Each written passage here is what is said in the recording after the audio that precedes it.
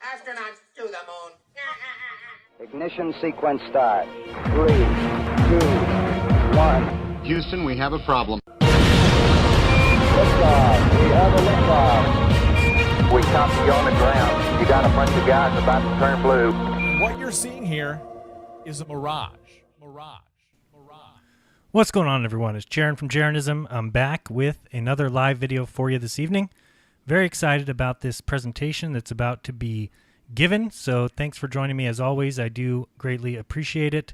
Hello to everyone in the chat. Welcome to my channel. Welcome to my show.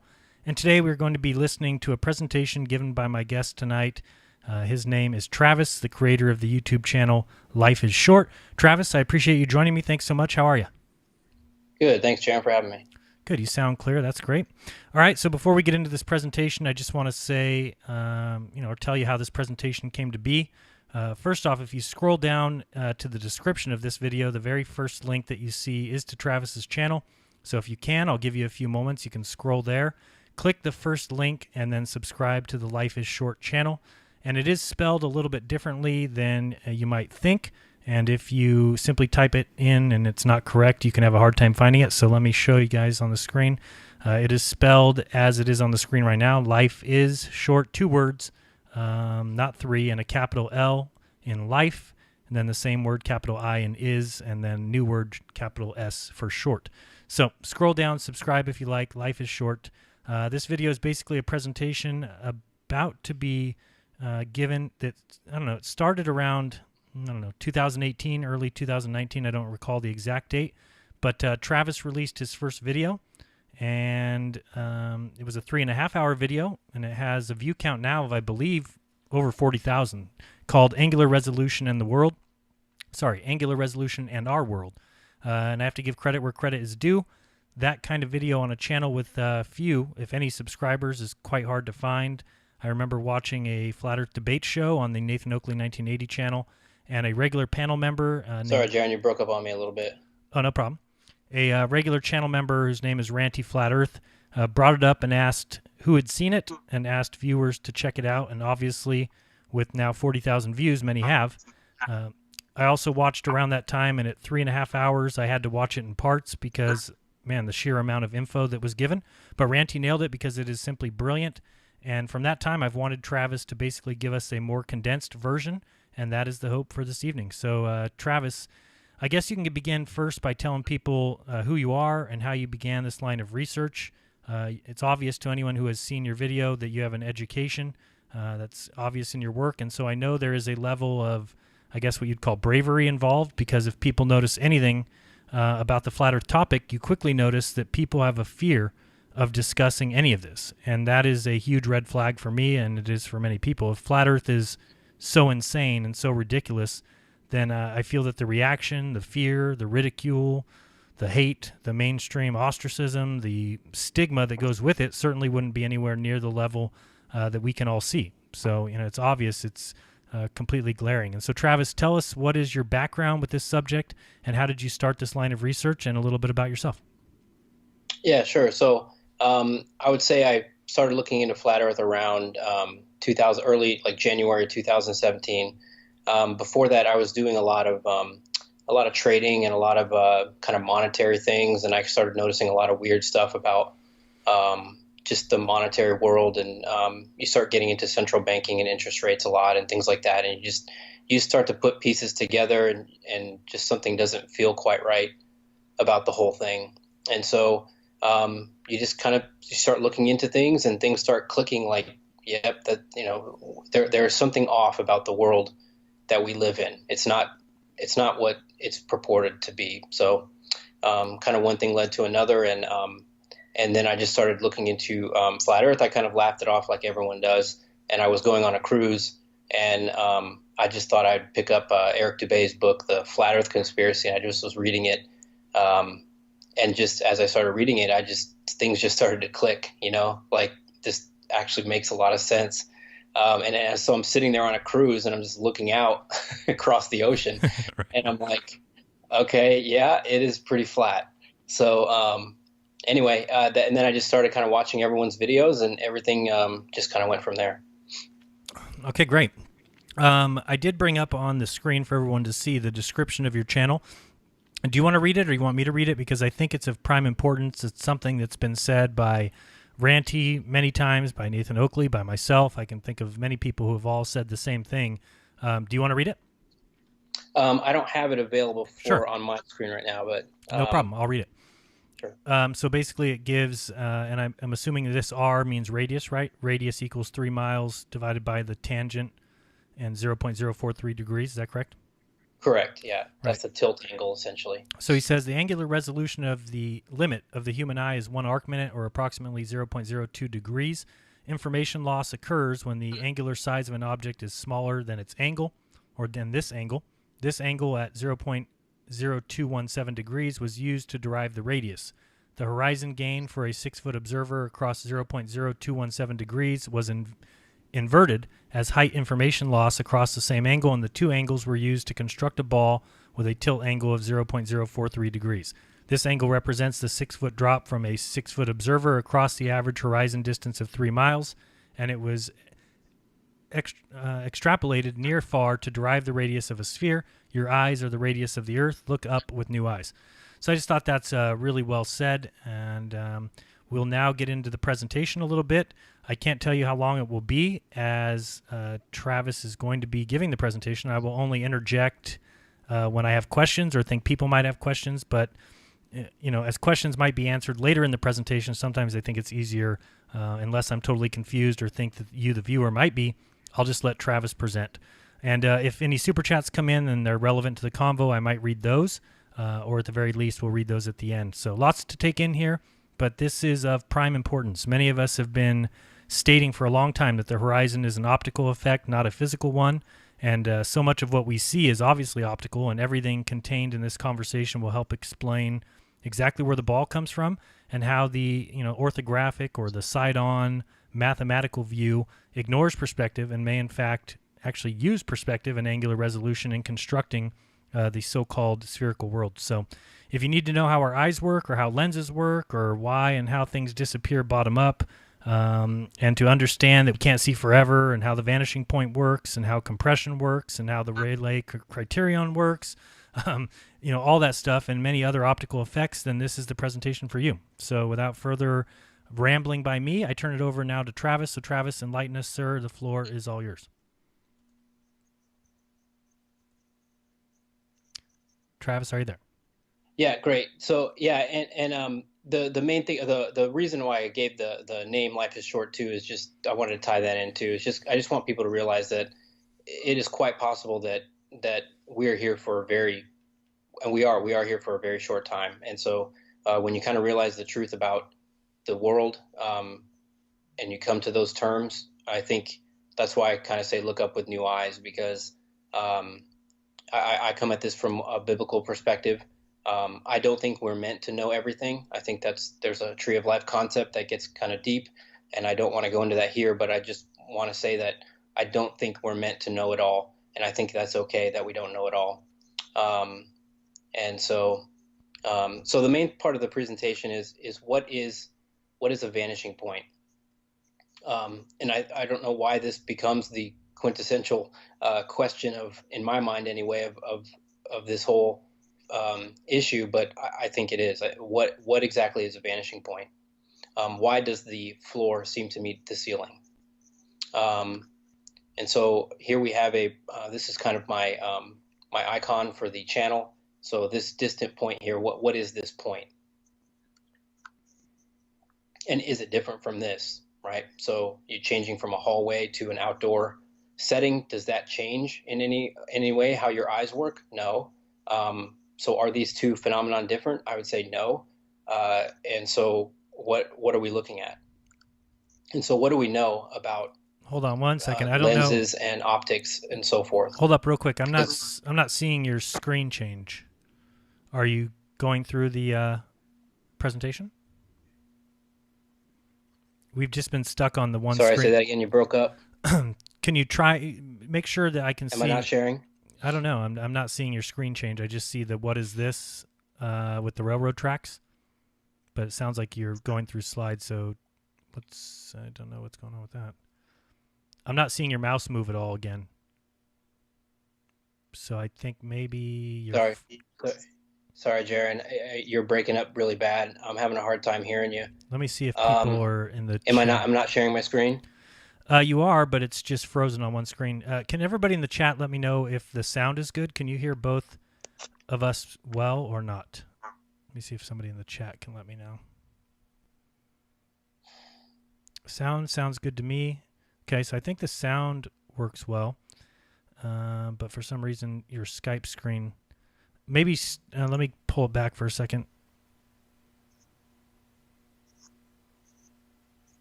Interesting. Are you still there, Jaron? Yeah, I'm here. Bob's saying that there's only a right channel coming in from the audio from you. It's saying poor connection on my end. Oh, it is. Okay, one second. Let me put it on this screen real quick. Okay.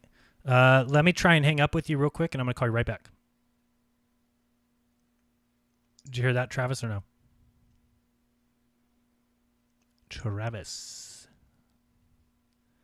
I'm going to hang up with him real quick, and we're going to call him back. 1 second. Sorry, folks. Thanks for hanging in there. Everything did seem to work at the beginning, but let's see here if we can get it any better.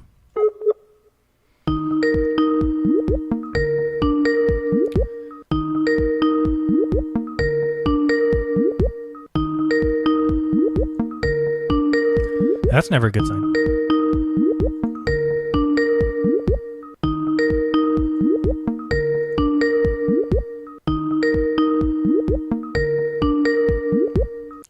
All right, bad start. Give me 1 second here to figure out what's going on. He did not answer. Let me try and Skype him, see what's going on. I'll give you a topic to discuss among yourselves. Israel not landing on the moon. The craft crashed. Discuss.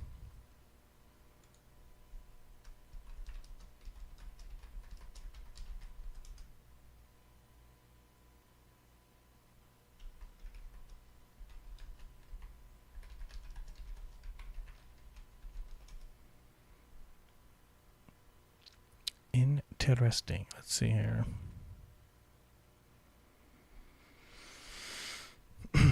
Very strange. Pretty sure it's not on my end. Bob, you are getting both channels from me, I guess, huh? I won't give up, I promise. So, yeah, again, thank you everybody for joining us. Thanks, hello to everyone in the chat.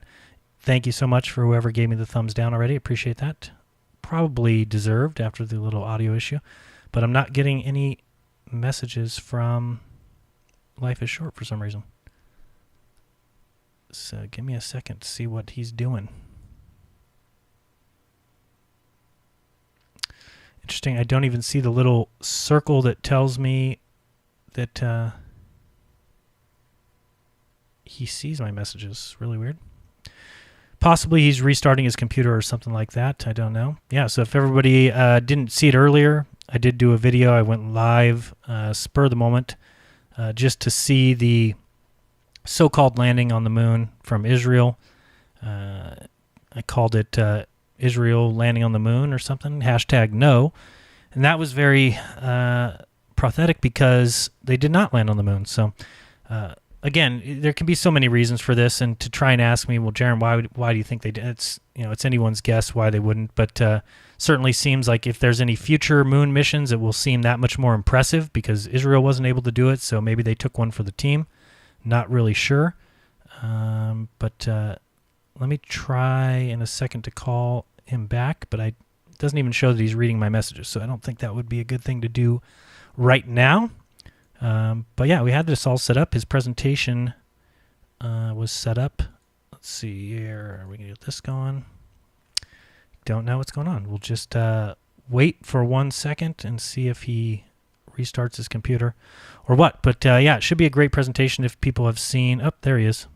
Let's see here. 1 second.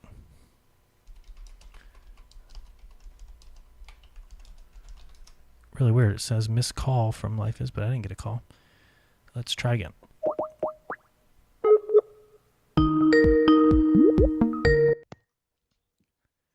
All right, you there? Yeah, sorry about that. No problem. How's this? Is this working now? Yep, it seems to be. Let me see the screen share. Yep, okay, hold on 1 second. Let me try and square it up and make sure we're good over here. Everything is good now. Switch to the next slide just so I can see that that's actually working. Yep, you're good. So now you can start from the beginning if you want. And right. Also, I should just point out, because you mentioned that you are a Christian, and of course I get a lot of people on both sides that ask me a lot of questions about that. And if you're questioning the fact that Travis is a Christian and I may not be, it is really completely unimportant. All I care about is that each person is a good person. And if Christianity is your tool to achieve that, then so be it. I have no issue with that. People can certainly believe whatever they want. That's kind of the point of my channel. I make sure I say it over and over again in every one of my videos. I only have issues when people try to force their beliefs on others. So, Travis has never told me once that if I don't agree with him or that I don't believe in Jesus, that I'll burn in hell. He's never said that. If he did, then I'd have issues with his belief, but he doesn't and never has said that to me. So, much like if I demanded people to believe what I did, that's ridiculous. If I said if you don't believe in flat earth that you'd be going to burn in hell, that's complete and total nonsense. I simply give my opinion and people are free to their individual beliefs. So that's how I approach flat earth. I try and introduce these concepts and explain them, and people are free to say, no, I disagree, or they can say, hey, this guy's saying some things that are interesting, but I would never force my belief on everyone or anyone. I just want them to have the opportunity to see that there is an alternative side. So go ahead, you can start from the beginning, and let's try it again. Okay, thanks, Jaron. Let me, I want to make sure my computer stays good to go for this thing. So, and we are on the railroad track slide, right? Yes, perfect. Okay, we're good. All right. Okay, there we go. All right, good to go. All right. So I don't know how much you caught before. Did you catch when I was kind of the whole point of the thing was to kind of ask what the vanishing point was? Yep. Okay, perfect. And so then we went down to this slide to, is it different from this picture in a hallway? Right. We never saw this slide, so go ahead and start from here. Okay, good. So the point is, we have these pictures of railroad tracks, and we have this vanishing point where we have all these purple lines kind of converging off into the distance. And, you change it to a hallway picture, and you have the same exact phenomenon going on where the floor is rising up to your midpoint of vision, the ceiling is descending, and you're asking yourself, why is this any different from this? So the question is, what do we know? So we know that things get smaller with distance. That's perspective. And so the current understanding for how that works, you could find this on, physics of lens lectures online. But essentially you have two rays extending off of an image. An image is something that's contextual. It requires context. You don't receive an image from essentially one ray of light. It requires a crossover point in context. And so the top of the tree in this example, in the upper right is, and we're not going to get into the physics of lenses where you have an image closer than the focal point, f2 prime there. Most everything is beyond two focal lengths away. So you have this tree here, and it gives off 2 rays and extends through your lens. They are reconverged as they cross through focal points F1 prime and F1 to create an image on the other side, somewhere between F1 and F2. And that image is projected onto the retina. So you see I have the eye there kind of represented. Mm-hmm. And so you can see how we move this tree out further and further away. That angle is going to get smaller and smaller and smaller as it has to converge across those focal points. And you can see how the tree is going to get smaller and smaller in that field. Where those 2 rays cross is that top of the tree between points F1 and F2 behind the lens, right between here. And so you can see how the tree is going to get smaller and smaller. So that's kind of the current understanding of how things kind of get smaller with distance, and it has to do with the physics of a biconvex lens. So far so good? Excellent. Okay. So that's the first point is things get smaller with distance, and I think that's pretty apparent. No one's going to argue that too much. So the second part is small things do disappear. And so this gets into something called the angular resolution limit or the diffraction limit. And the main thing here is you just have to realize that as light travels through a physical barrier, in this case a circular aperture, it's going to scatter a bit, and it's going to scatter its rays on a background, let's say, in a certain pattern. And this pattern is called an Airy pattern, and it's a diffraction pattern. You see all these concentric circles. Those are just interference points, and they're creating bright fringes and dark fringes of where information is getting amplified and non-amplified, essentially. It's very similar to a diffraction pattern in water. And it just represents kind of something acting similar to a wave where the energy is focused kind of in the center and it kind of ripples out with distance. So what you find is, or what Rayleigh and other people found in the late 1800s, you can pass this light through this circular aperture. The smaller the aperture, the wider, the larger this central disc. This is called the Airy disc. This central kind of bright fringe is called the Airy disc. The wider this disc is, and the larger this diffraction pattern. And the larger the aperture, the smaller the diffraction pattern. So think of it like you're trying to squirt something through a really tiny hole, and it's going to kind of spew all over the place and diffract all over the place. That's kind of how I view it. But when the hole is larger, you get a much more pinpoint light hitting the background. Does that make sense? Absolutely. Okay. So now what you have is and this is called a first order Bessel function. I'm not going to get into the math of that. It's actually pretty complicated. But all it means is that you have this central bright fringe, which is kind of up here at this point, and you can look at it a little better here with these ray diagrams down here. So you have like 2 diffraction patterns merging. So this bright fringe right here, this central disk, is kind of this central fringe right here. And there's 2 diffraction patterns merging in this case. So this person set up 2 circular apertures and 2 light sources, and they just started moving them together to see at what point you lose this image and it becomes 1. And so Rayleigh did that, and he found that this essentially, this angle at which this happens is equal to the radius of this Airy disk. And the radius of this Airy disk is a 50% overlap point between 2 Airy disks, right? Mm-hmm. And I'll show that here in a minute. And this 1.22 that he derives is essentially from this first order Bessel function. So that's all you really need to know about that. But the formula is that this angle between these 2 merging patterns is such that it's 1.22 times the wavelength of light divided by the diameter of the aperture. So the larger the diameter of the aperture, which was back here, right? The smaller this radius is going to be, and the smaller the angle is going to be, and the better the resolution of the observer.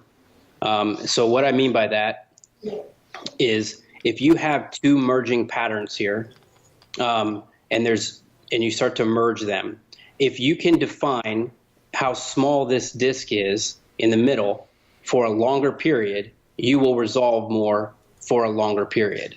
But the wider this disk is, okay, as these 2 merge, they're going to get indistinct a lot sooner. So the higher the angle, your angular resolution, the lower the resolution. So in other words, the larger the angle, the poorer the resolution. That's what I'm trying to say. Does that make sense? Yep. Okay, and so I want you to think of this as the distance when the two objects are no longer distinguished from one another, and you can kind of see that here. They're two, and then right here at 50% overlap, it essentially becomes one image. Right.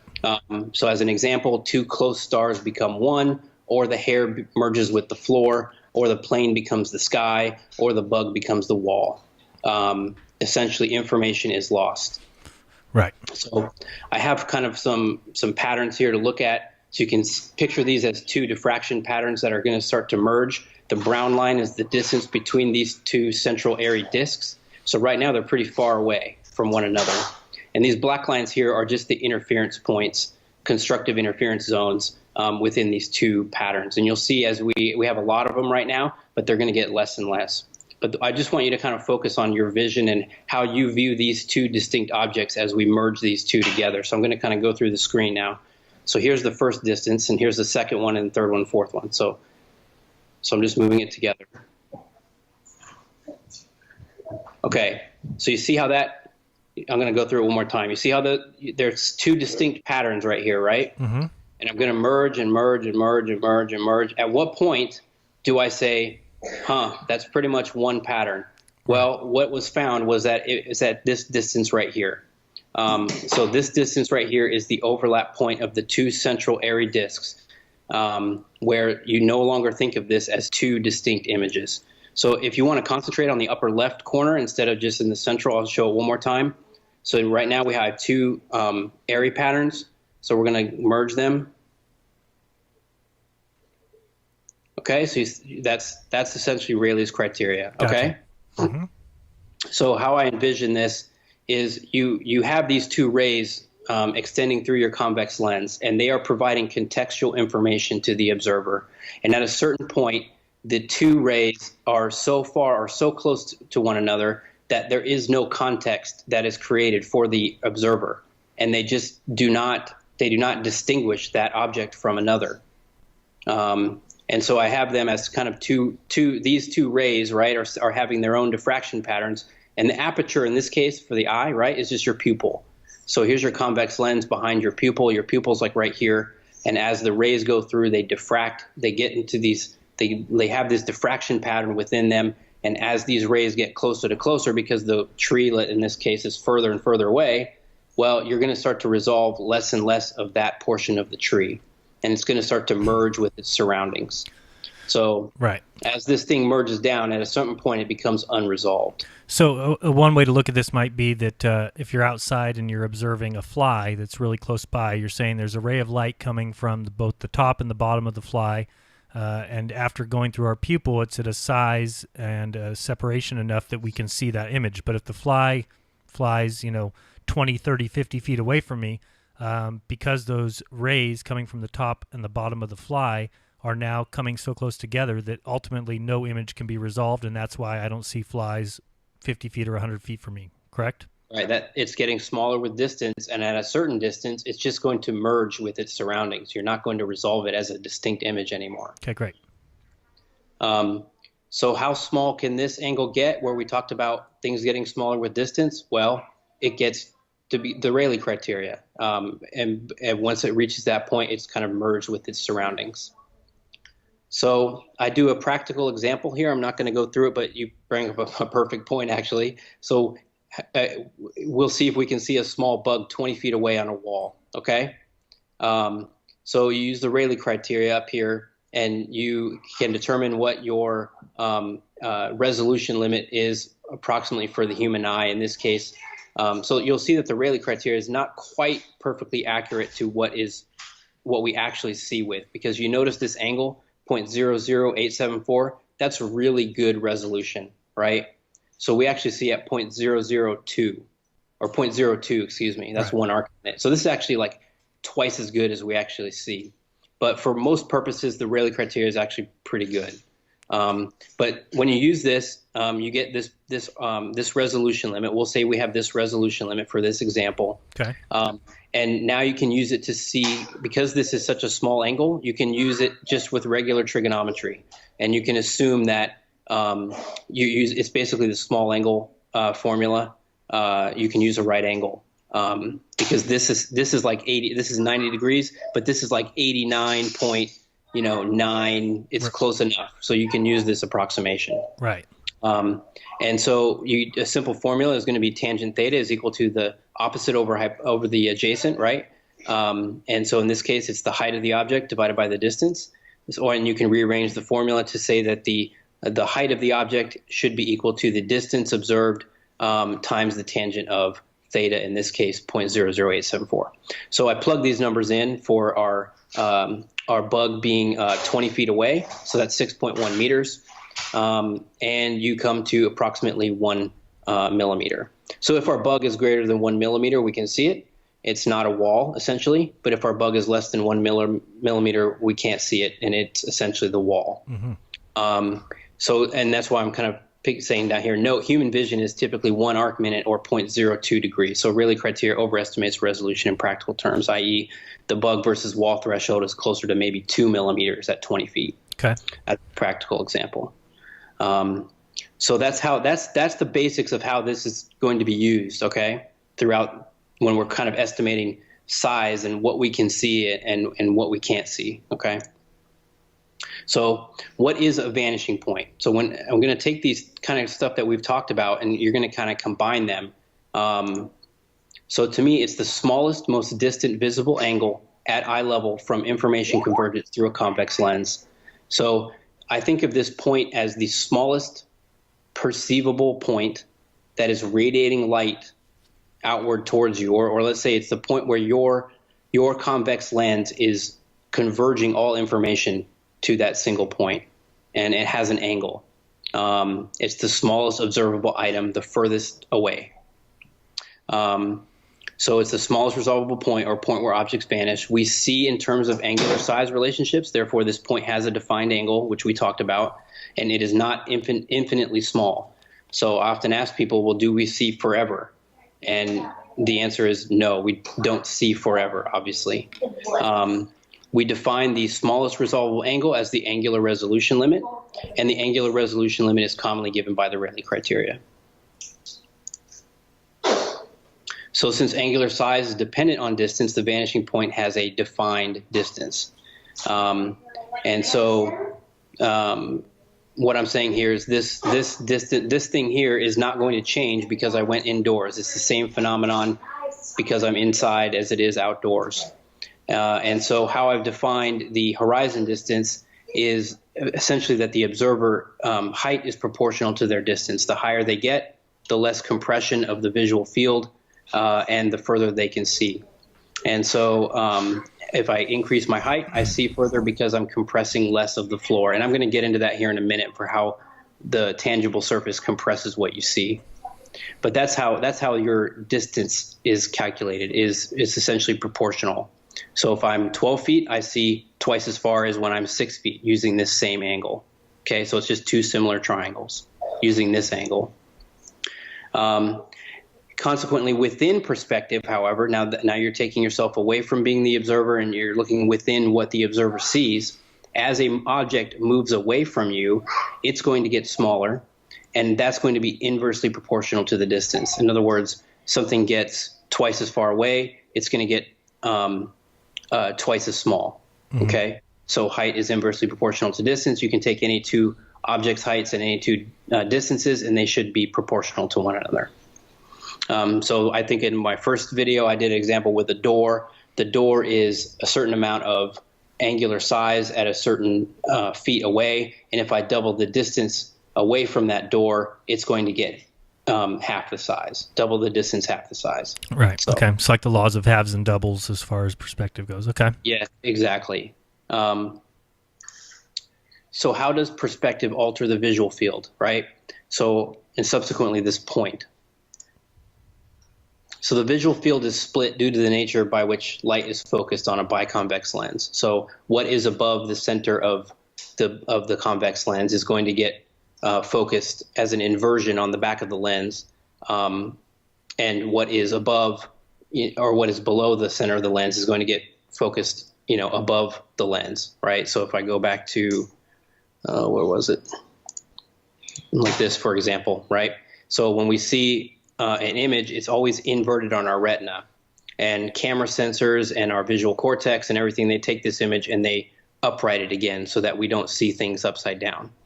But that's how this image is actually imprinted on the surface of the sensor, okay? So anything above this purple line, right, is going to be rendered below the purple line. Anything below the purple line is going to be rendered above the purple line. Does that make sense? Mm-hmm. Okay. So again, whatever is above the center of the lens occupies the upper 50% of the image, and whatever is below the center of the lens occupies the lower 50% of an image. In other words, the vanishing point rises to your eye level, okay? So the vanishing point is essentially this non-refracted central point within the lens. The closer one is to the floor, for example, the more limited the angles with which one views the floor, yet it will still occupy 50% of the lower visual field. So does that make sense? Because I don't want to move on.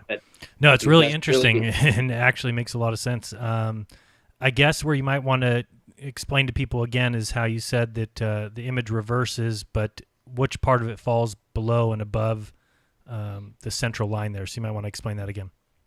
Well, all it means is that the camera or the brain in this case has to take this image and upright it again. Mm-hmm. So that's done on the business end over here, right? We don't worry about that. But the optics of just the physics of a lens is such that we call this a real image, but this real image is an inverted image when it gets through this lens and is created on the other side. And that's just has to do with because these lenses, these focal points have to get, this is one point of information going through this focal point, and this is the other aspect of information going through the second focal point. When those two get crossed over is where this thing is rendered on the sensor. Gotcha. And it just so happens that the camera system or the brain has to take that information and flip it up the other way, but that doesn't mean that information can cross over from one field to another, okay? So does that make sense a little bit? Yep. It's important because what it means is that whatever is coming in below this purple line, essentially just think of it as it's always below the purple line.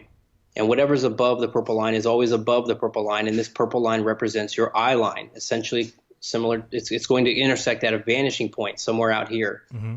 And so as your eye, as this thing moves up and down, right, this purple line moves up and down with it. Mm-hmm. Okay?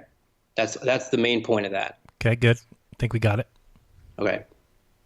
So what it means is if you were to converge, take all these light rays that were being reflected from the sun or something like that off a building, and they are getting, they're radiating off an inverse square law, let's say, and then your lens is taking all that information and reconverging it back down again, you end up with something like this, which is kind of a one-point perspective view. Mm-hmm. And I put a little building there in the middle so you can kind of see where the building is.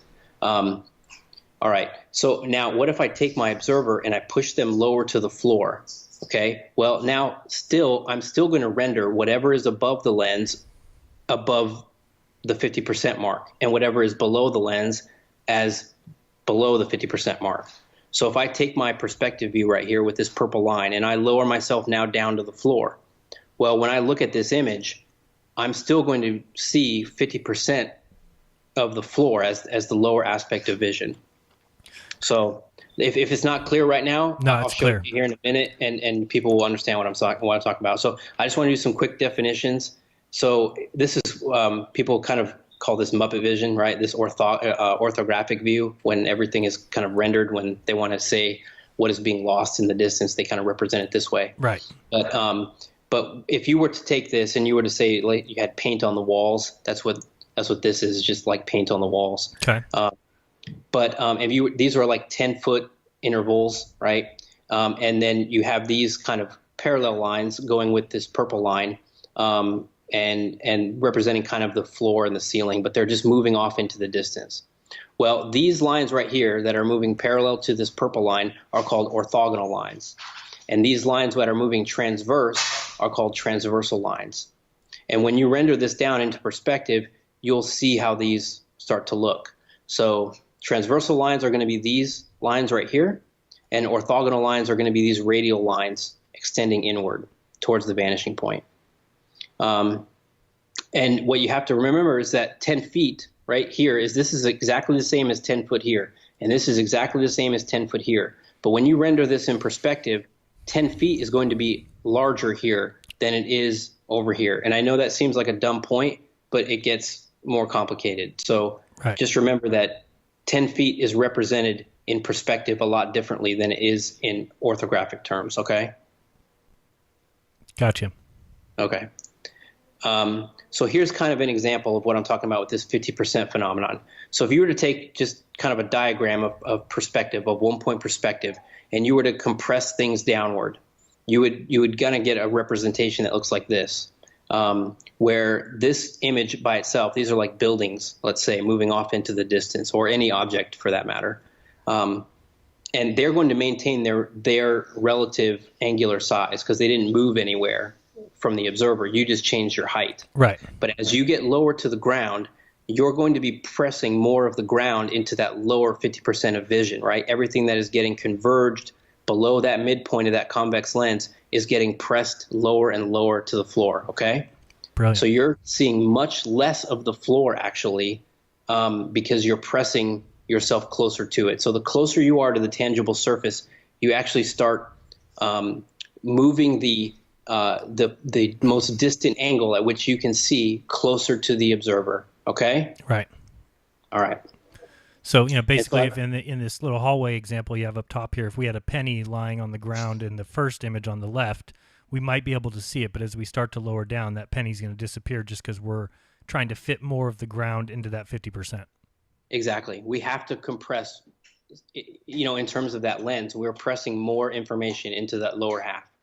And it's just getting lost a lot sooner. We're inducing that angular resolution limit at a closer distance. That's the bottom line here.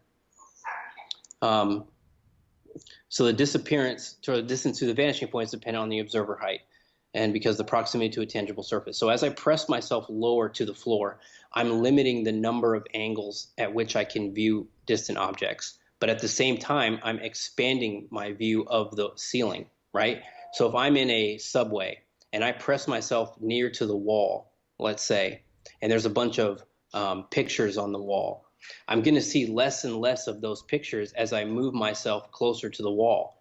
But I'm also going to see a lot more of the opposing wall's pictures, okay? Does that make sense? Because I have a better angle to them. And the same thing happens to the ground. As I get closer to the ground, I see more of the ceiling. So let me see if I had anything else here. So as the angles diminish, the information is compressed, the vanishing point is brought nearer to the observer. And so we're going to kind of see that here in a minute. So what I did was I took some golf balls and I took a hallway and these lights, and I put these golf balls right below the light, directly below the light, and I measured the distance between the wall and the lights, and I did about 130 feet worth of golf balls, the first one starting at about 20 feet away from me. And then I raised and lowered my iPhone from about 8 foot down to about 0 feet. And it's 1 centimeter off the ground at this height right here. And so I just wanted to see how these golf balls, you can see them here. I kind of blew the picture up so you can see the golf balls right there and right there and right there and right there. They're in a straight line and they're moving off to this light that I put just 130 feet away. Okay. And that's where the last golf ball is. And so as I compress my height, you see that obviously they're getting more and more shallow within the frame. Okay. Yep. So, but my point here is just that you're seeing less and less of the floor, and you're seeing a lot more of the ceiling as I compress myself lower to the floor. And that's all I wanted to say for this part right here. Okay, perfect. So hopefully that's clear to everybody. Should be very clear. The only thing they might not be able to see the golf balls, but again, I'm sure it's just because we're looking, this is like third person now. By the time you're showing it, it's going on my screen. I'm showing it on the live stream, so people might not be able to see it. But just point out with your mouse real quick where those golf balls are. Yeah, here's one right here. If you can see that. That's the first one.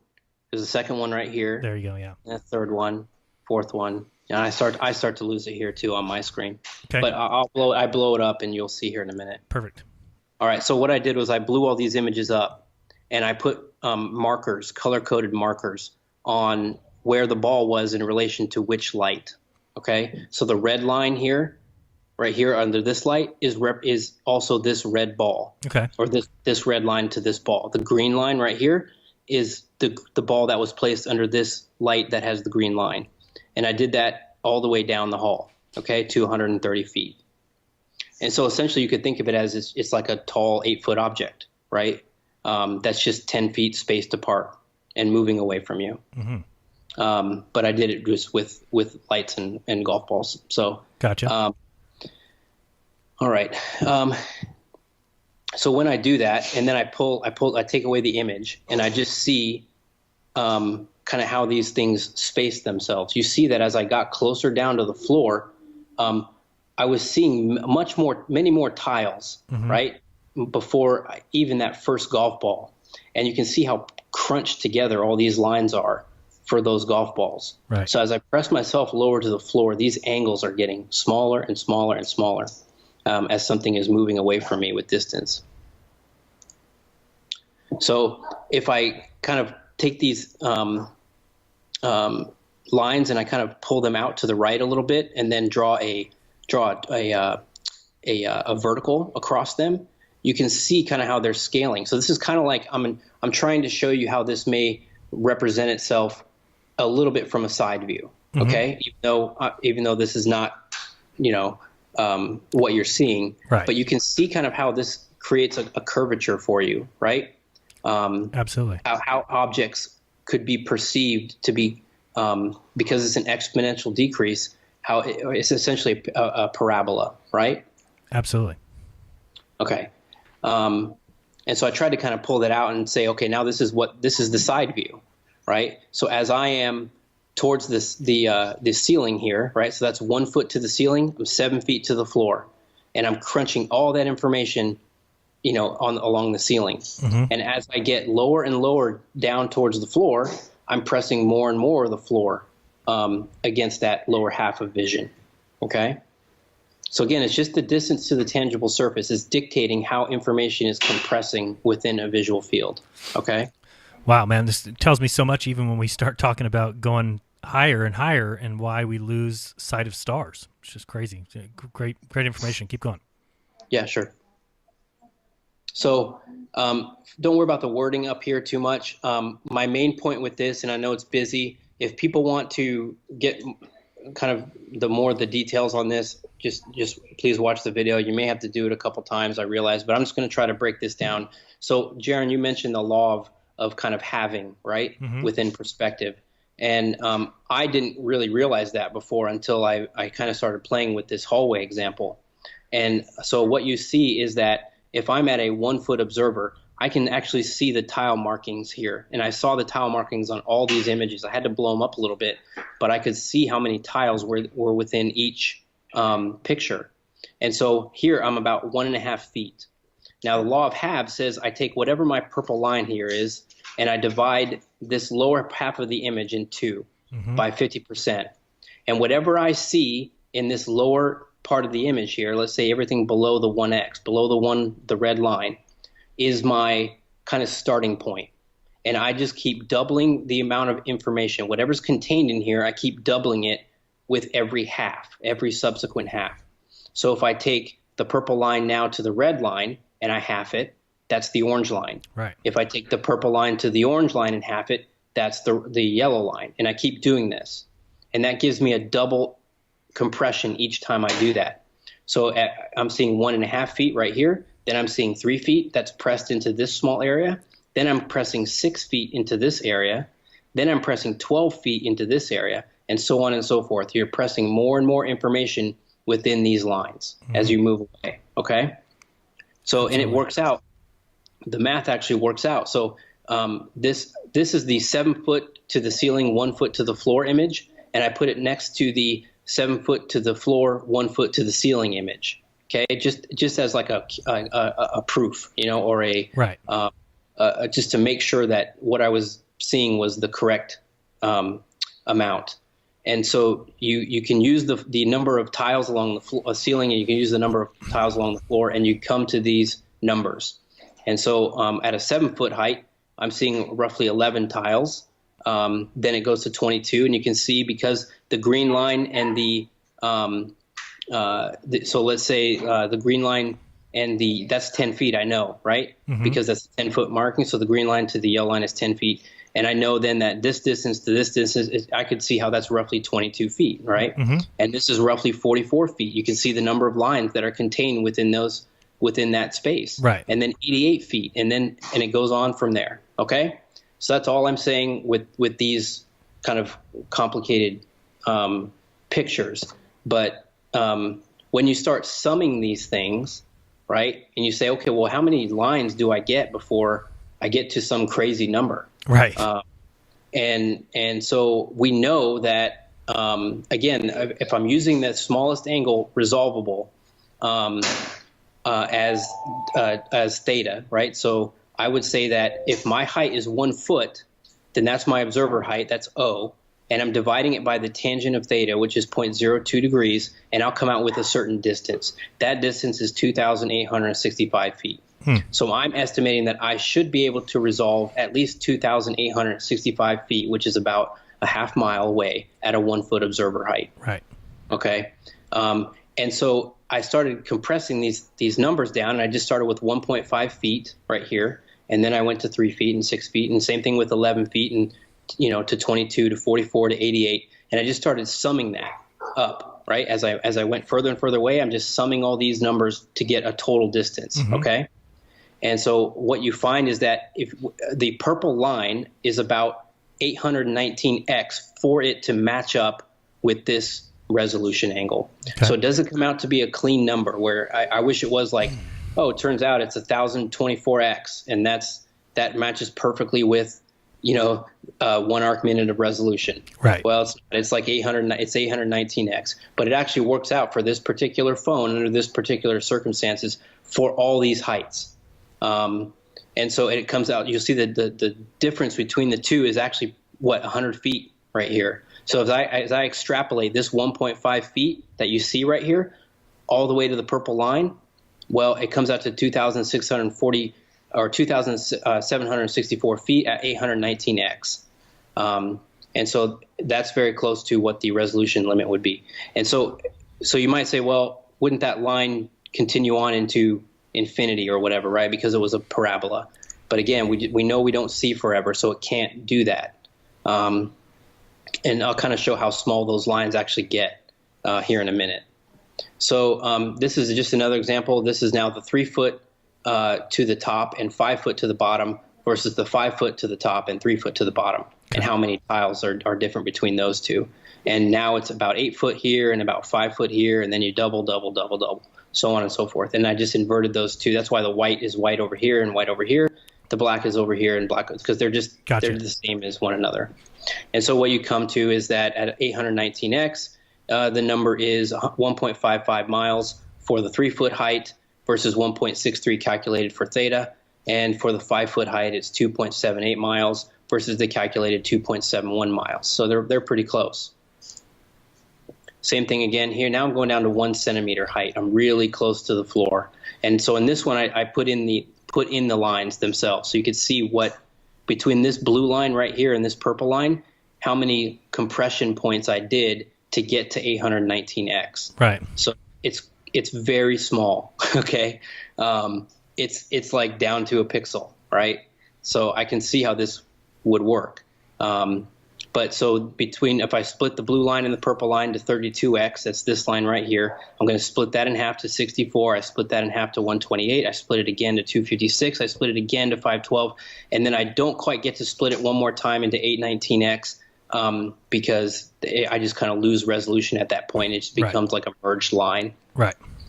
And so the other caveat I want, so if I calculate these two out here, if I just, and so what I calculated is that you're seeing about 2/3 of an inch now within the red line down to the bottom of your image is only about 0.6 of an inch, which is kind of crazy. But think about that in terms of how much you're taking up within this image. Right. That's 1/4 of the total image is just 0.6 of an inch. Right. When you're 1 centimeter off the ground. Crazy. And so that keeps doubling and doubling and doubling, even all the way up to this green line. You're still only seeing 5 inches worth of floor.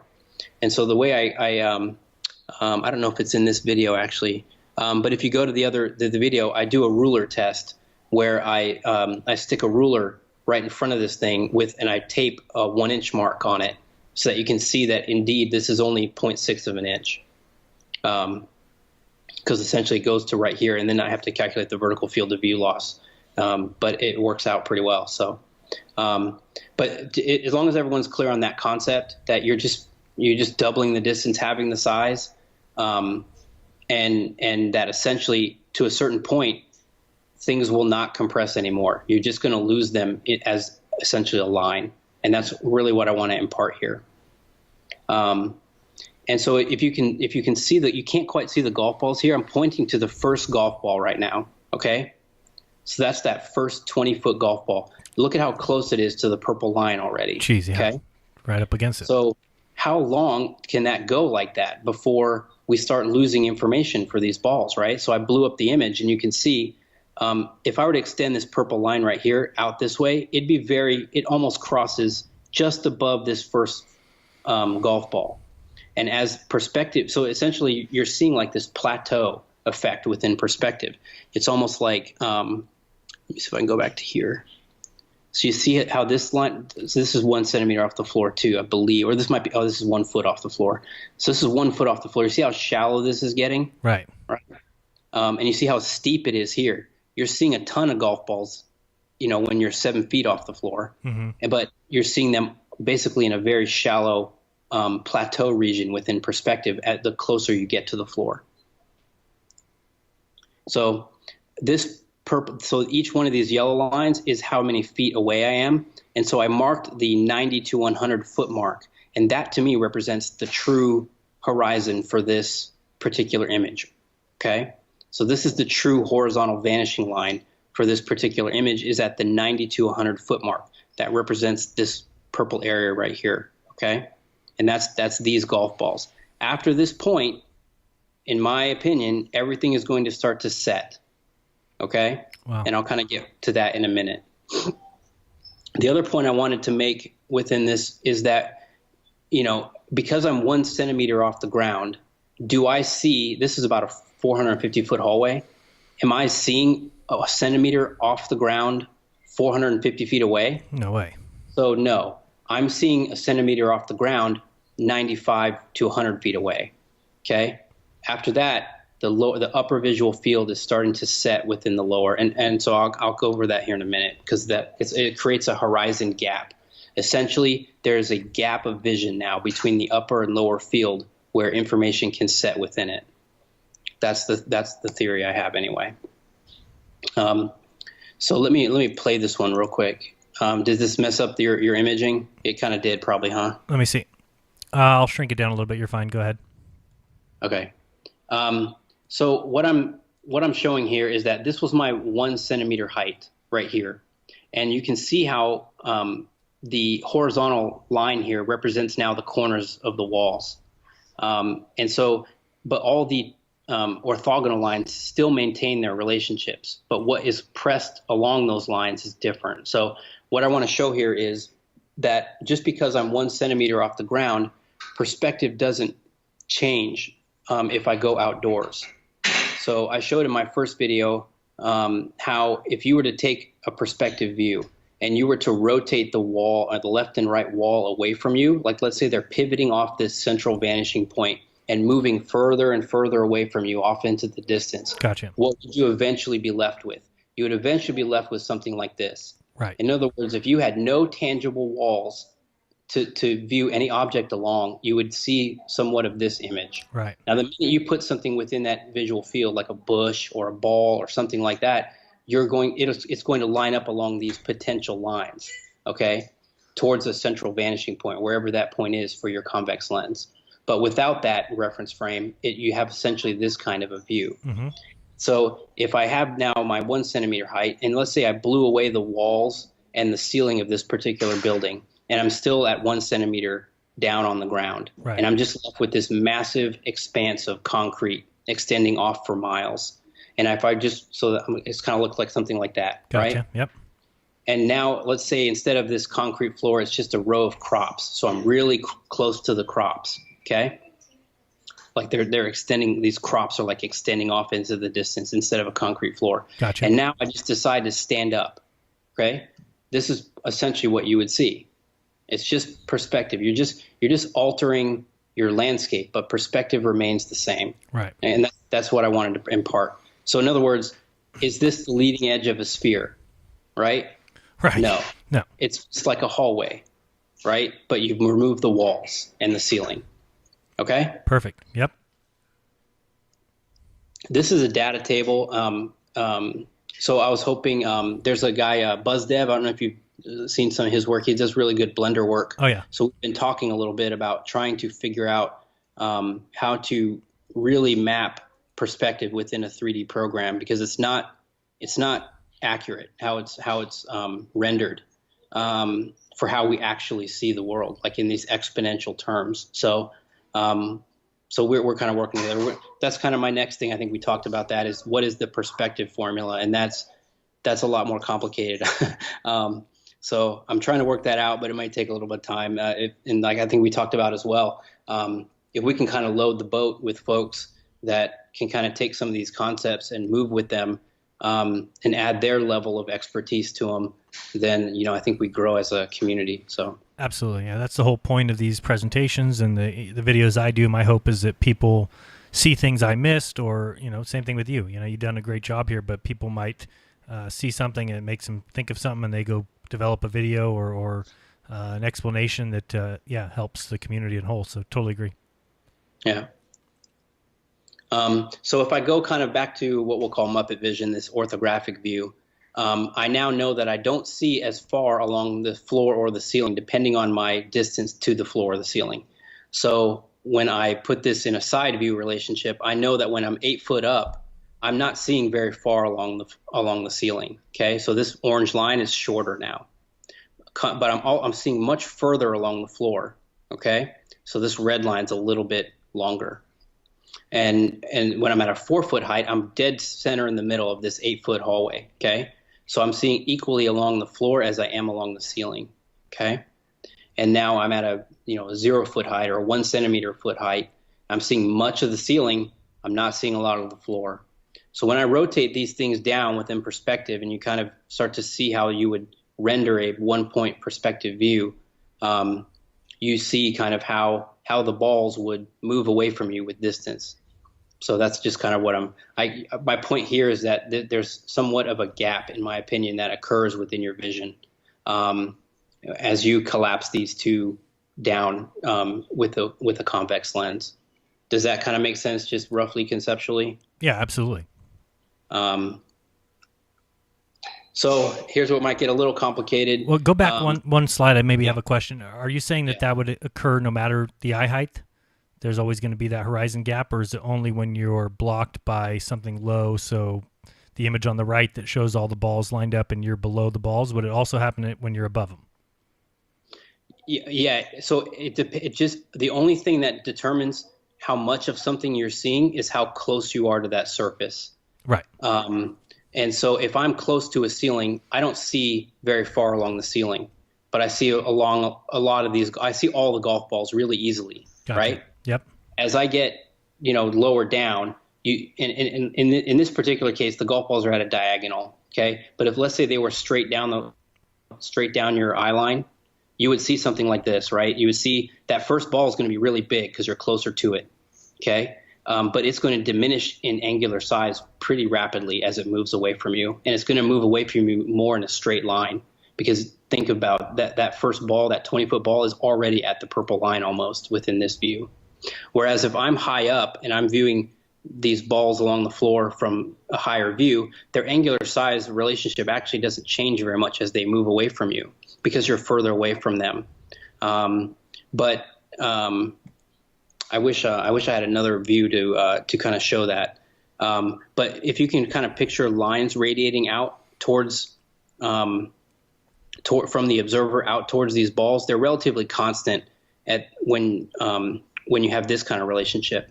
But if you were to do those same lines along the orange one here, right, they're much more shallow, and they get more compressed a lot more easily. Gotcha. So that's why this angular size relationship is a little bit different between this view and this view. So, and I go over that. I think it's part 3, I think, where I go over that. If people want to check that part out.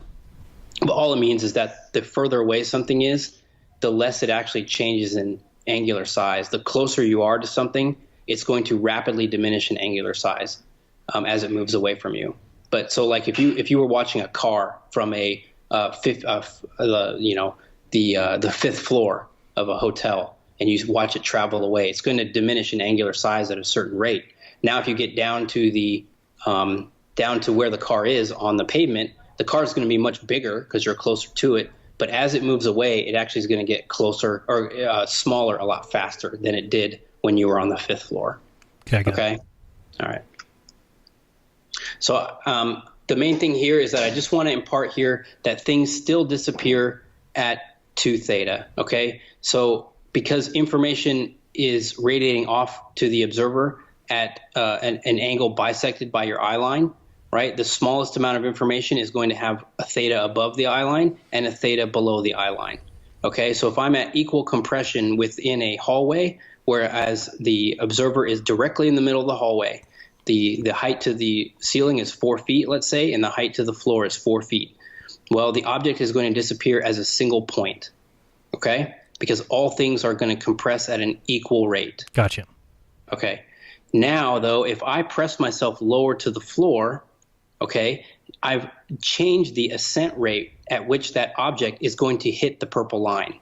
Mm-hmm. It's going to hit the purple line a lot sooner than it did before. And so what ends up happening is once it hits the purple line on that compressed lower field, as it moves away, it's actually going to start setting with distance, okay? And so I've kind of depicted that here. If you have this clock tower and it's X amount of feet and it moves away, if you are equally compressed between the floor and the ceiling, it's going to disappear as a single point at a certain distance. Gotcha. But if I get closer to the ceiling, this clock tower is going to reach this purple line along its top portion a lot sooner than along its bottom portion. And as it moves away, it's going to kind of have this setting phenomenon. But it's still going to disappear in total at 2 theta. So this part here, this is going to be theta, and whatever my height is from the ceiling to the observer, that takes up this part of the clock tower. That's what you can assume could be potentially lost. But I don't want to say lost because it just means that it's reached the purple line. This amount of distance has reached the purple line at theta across this compressed visual field. So that whatever is remaining of this clock tower at this distance right here now disappears at this theta rate, whatever your distance is from this point to the floor. And the opposite occurs when I have a compressed lower visual field to the floor. Right. So I know that's complicated, but what I want people to realize is that this clock tower may not actually reduce in angular size differentially much at all, but the rate at which it ascends to the purple line is different depending on your distance to the tangible surface. Absolutely. It reaches the horizon line quicker when you are closer to the floor. And so if you're kind of thinking ahead, the point is that you are always closer to the ground than you are to the sky, right? So things are always going to compress differentially against the ground than they do to the sky. Beautiful. Yep. Makes all sense. And so this is the basic argument. So if everyone's still with me, this is kind of the argument. We see the world by angular size. The smallest observable angle becomes the vanishing point and or line if you don't have any walls. Right. Things get smaller with distance. We talked about that with the lens diagram. Mm-hmm. Small things disappear. We talked about that with diffraction limits. And then you combine these two to say small things disappear with distance, okay? Secondary to a couple of different things. The compression rate, right, your distance to the tangible surface and where you've put that vanishing point.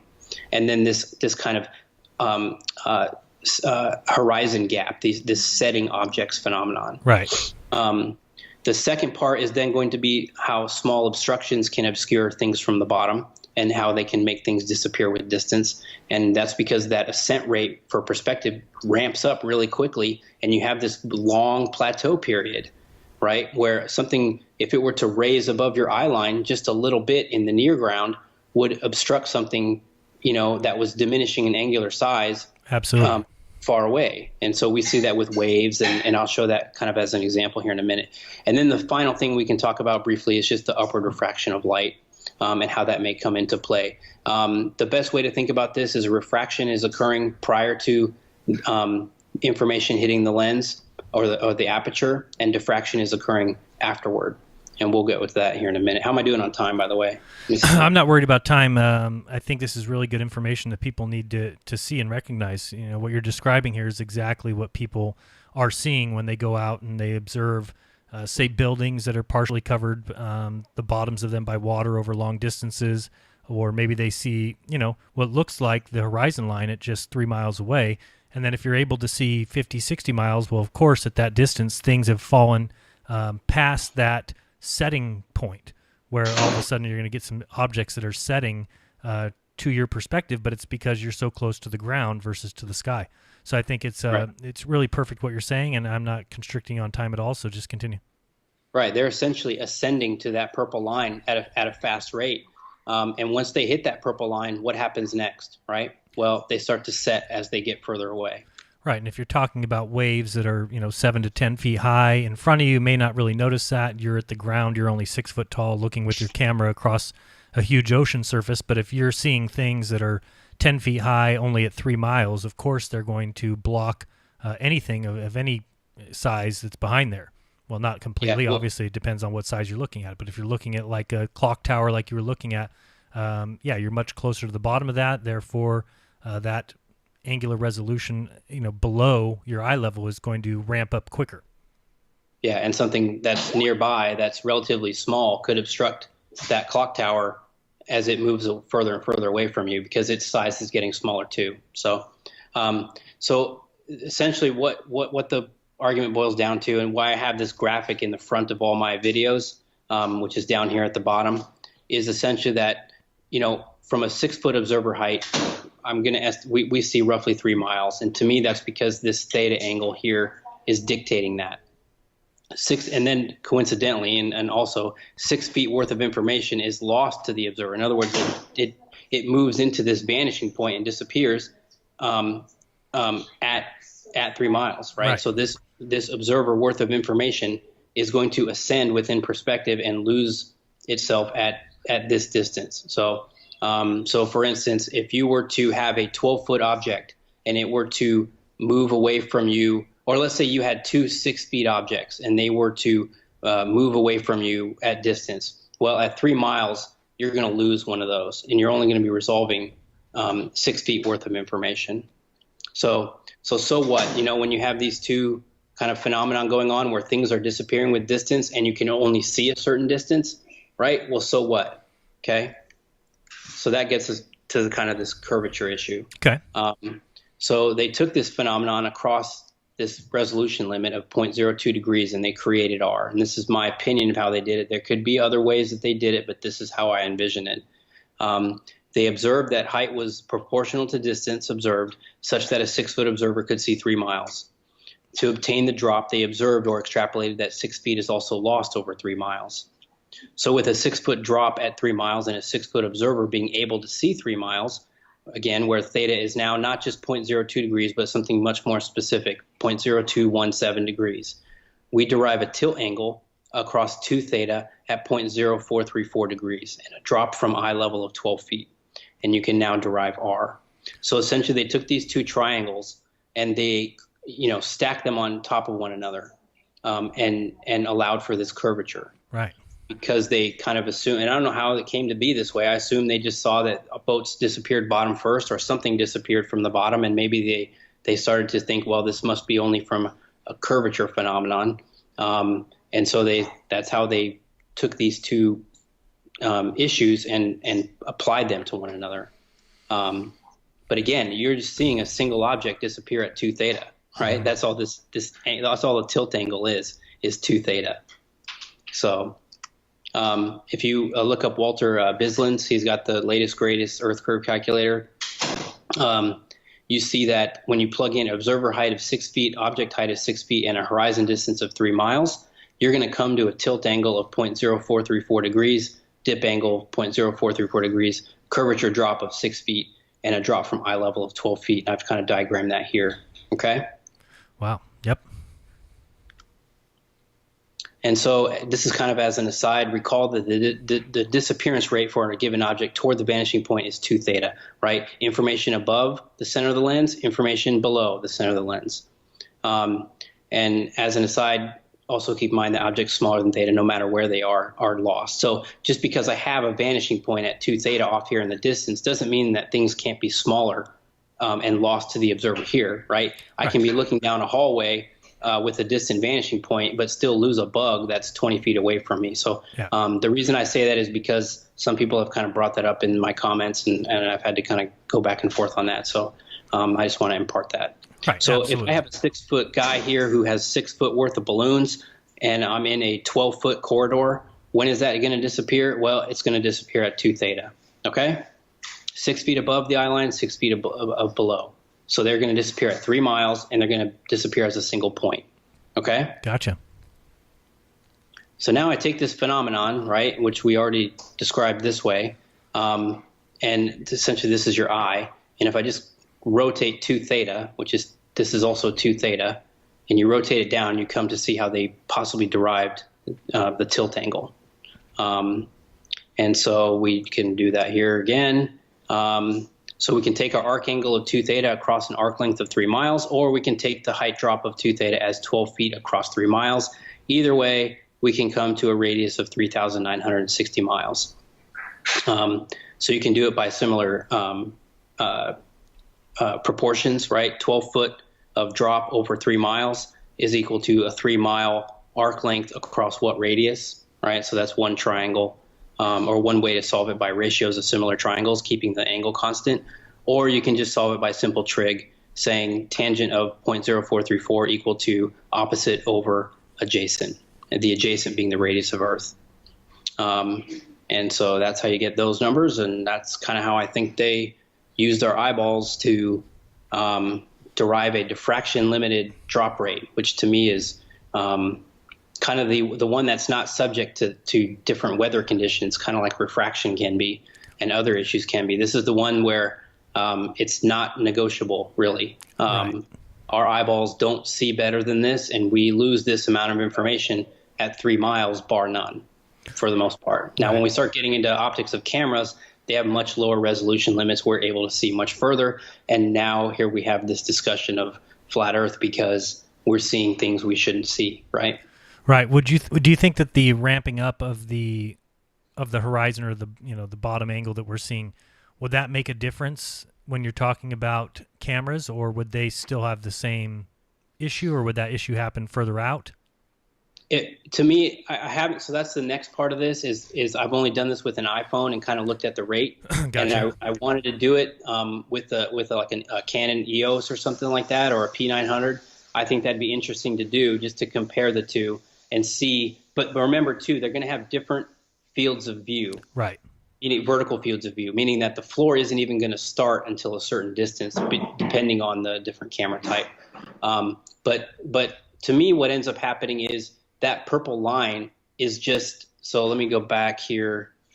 Let me see. Don't want to escape. I can escape, and we might be able to shrink it down again. Okay, go ahead, and I can shrink it.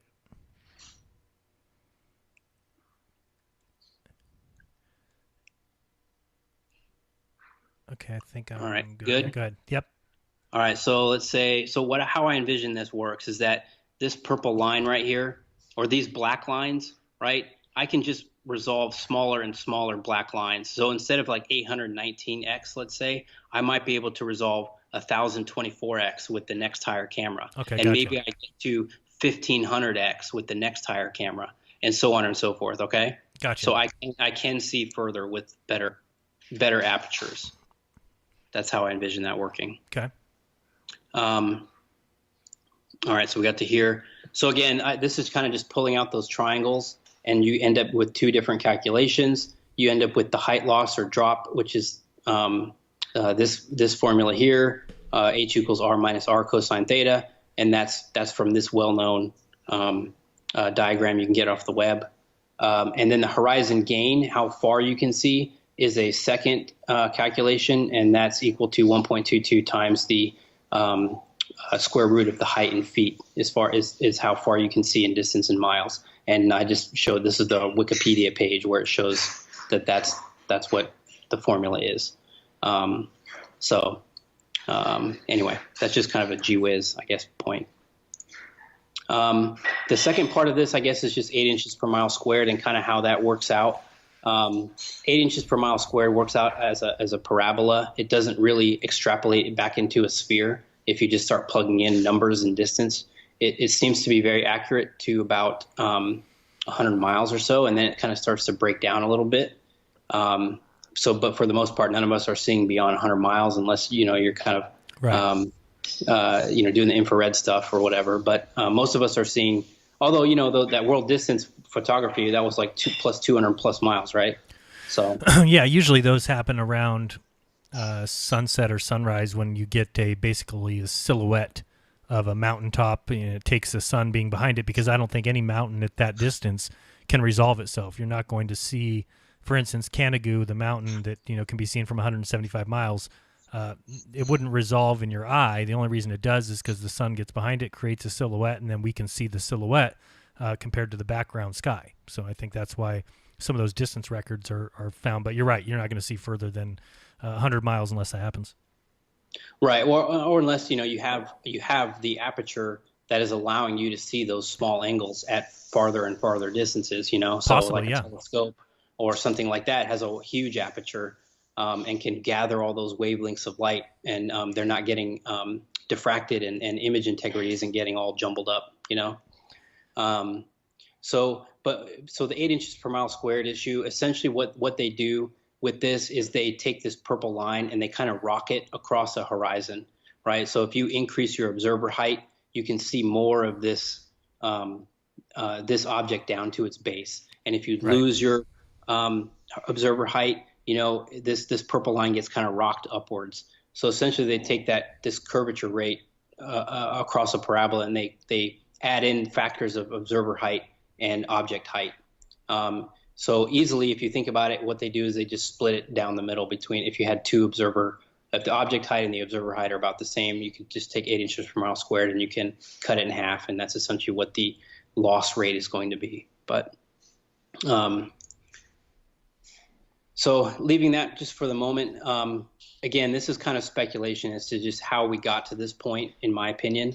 And what I also wanted to impart here is that this is the other thing that kind of threw me. I'll show you the one thing that proved to me anyway that we lived on a flat plane. This is the second thing. So the second thing, the first thing I'll get to later. The second thing is that I saw this Earth curve calculator, okay? And I'd never seen this before.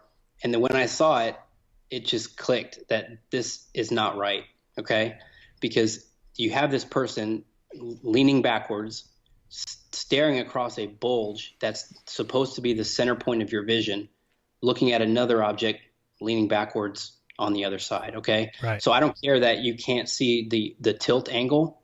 I'm just looking at this and saying that's not how vision works. This bulge here in the middle is not a physical bulge, right? That is always at my midpoint of vision.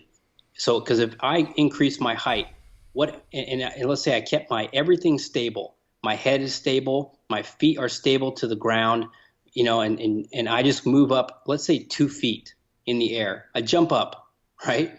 What if the horizon is truly a physical thing, right? Unmoving part of the earth, what should this purple line do?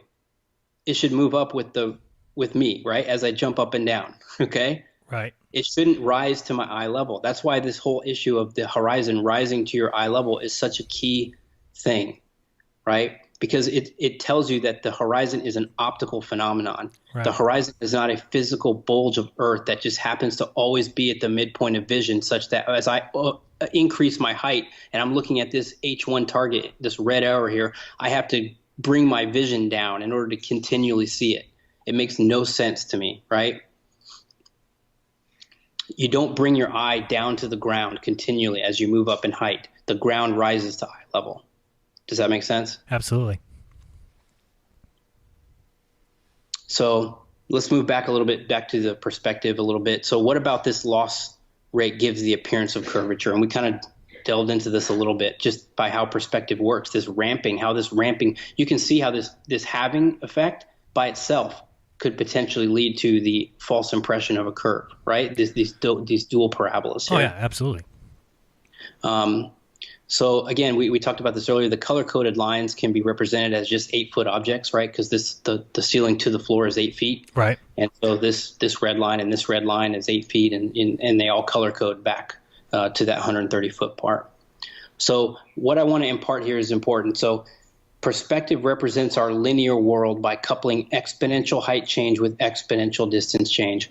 So just because, so you see how this is moving kind of down as a curvature rate, as an exponential function, right? Mm-hmm. But what you're not really seeing is how the ground is compressing towards you exponentially as well, right? It's the same. Mm-hmm. So because that's how you get to this point where it's linear, such that you can double the distance in half the size of an object, because it's an exponential height issue and an exponential distance issue. And when you couple those two together, you get a linear relationship between the two, okay? So if you are to disregard one of those aspects, you would erroneously extrapolate a curved surface, okay? And so that's what I'm showing here. So if you were to take any double the distance phenomenon, like this guy he's a certain number of pixels, that's what I'm showing with the P here. And I move him he's 219 pixels, I move him down to 106 pixels, he goes half the size. Well, that occurs from 20 to 40 feet at 2x. And you just keep doing this, right? Double the distance, half the size. That's all you have to know for this part. But if you were to scale this orthographically in kind of in Muppet vision, right, from a side view, and you were to say to yourself, well, he's 1 mile, he's 2 miles, he's 3 miles, he's 4 miles. That's from 1 to 2 is the same as 2 to 3. It's the same distance, right? So it should scale this way, right? Right. And you were to map this out, and you were to just say, well, what's the height difference between these two guys in angular size? Well, you would erroneously extrapolate this curve phenomenon, right? Because you're plotting something as a semi-log function, right? You're only using one side linear and one side, exponential, logarithmic. So what you really need to plot this as is the log-log plot, right? So if you ever look at log paper, right, it's going to compress on both. A log-log paper is going to compress on both axes, right? Semi-log paper is only going to compress on one axis exponentially, on the other axis linearly. So this is another way I think they might have erroneously extrapolated the curve, is not realizing that not only does this guy diminish in size exponentially in this way, but his distance also has to be compressed exponentially, okay? Because you have to maintain that linear relationship between the two. And when you do that, you realize it's a straight line. If you don't do that, you can erroneously extrapolate out a curve. Right. So I was just thinking about that the other day and kind of messing with this. Whatever you do to this side, if it's 1 over 1 squared, 1 over 2 squared, 1 over 3, whatever I do to this guy exponentially, I can't just do that linearly here. I have to square it as well. So this is 2 squared distance away. This is 3 squared distance away. This is 4 squared distance away. Okay? So anyway, I thought that was kind of cool. But whatever you do to one axis, you got to do it to the other, or else you're gonna falsely derive some kind of curvature issue. Because that's how this. I mean, just look at how perspective does this, right? Right. You can almost see the curve within just this is a flat hallway. Remember that, right? I took all these measurements from a flat hallway. So, all right. So the other thing I just wanted to say here, and this is kind of cool, is that we talked about this earlier, is that much of the information that you're seeing is very little actual total distance. Right. So if 86% of the total horizon distance is contained within these 3 compression rates, which are just these 3 lines right here, which are all right there. That's 86% of your distance vision, okay? Wow. Is in those 3 lines, versus only 0.05% of the total horizon distance is 1/4 of the image, right? Or 1/2 of the lower field is taking up just 0.05% of your distance vision. Wow. So if we're seeing the ocean to a 3-mile distance, the horizon's at 3 miles, you're talking about the actual amount of ocean that you're seeing in that first 50% is tiny compared to the whole. Yep. So that's perfect. So thank you, Jaron. That was a great segue. So I don't think you knew that, but I was at the beach the other day, and I decided just to take a picture of. I was at a 6-foot observer height roughly, and so I took a picture when I saw a bunch of cresting waves out in the distance. All right, and so I tried to time it where I saw a cresting wave, and I just chose this one. So I blew this image up right here. You can see the little tiny white dot. I don't know if you can see it on your screen or not. Probably not. But it's this little white thing right here, and I just blew the image up. Can you see it when I have it blown up? I can. I'm not sure if the viewers can, but it's there. All right, there's a little white cresting wave that this arrow is pointing to. Okay, so how far is that cresting wave, right? So you apply the same formula to this, right? So from a 6-foot observer height, I know from these hallway examples at least how much, and this is the same phone, or same camera. So I know that within this visual field, I'm compressing, 9 feet worth of information, and it goes up from there, 18, 36, 72, 144, so on and so forth. So what line does this cresting wave hit, right? Well, it occurs at 128x. 128x is about half mile away. Wow. Right? So this cresting wave up here, that right there is just a half mile away. And I still have 2.5 miles that are pressed between my pointer and the horizon line. Right. So you have to think about that. That's how perspective really works, right? Absolutely. So, yeah, well put. I think people clearly understand that. So this wave crests at just 120 or just a half mile away for a 6-foot observer. An additional 2.5 miles is compressed between that wave and this purple line. That's 2.5 miles. That's the majority of your vision.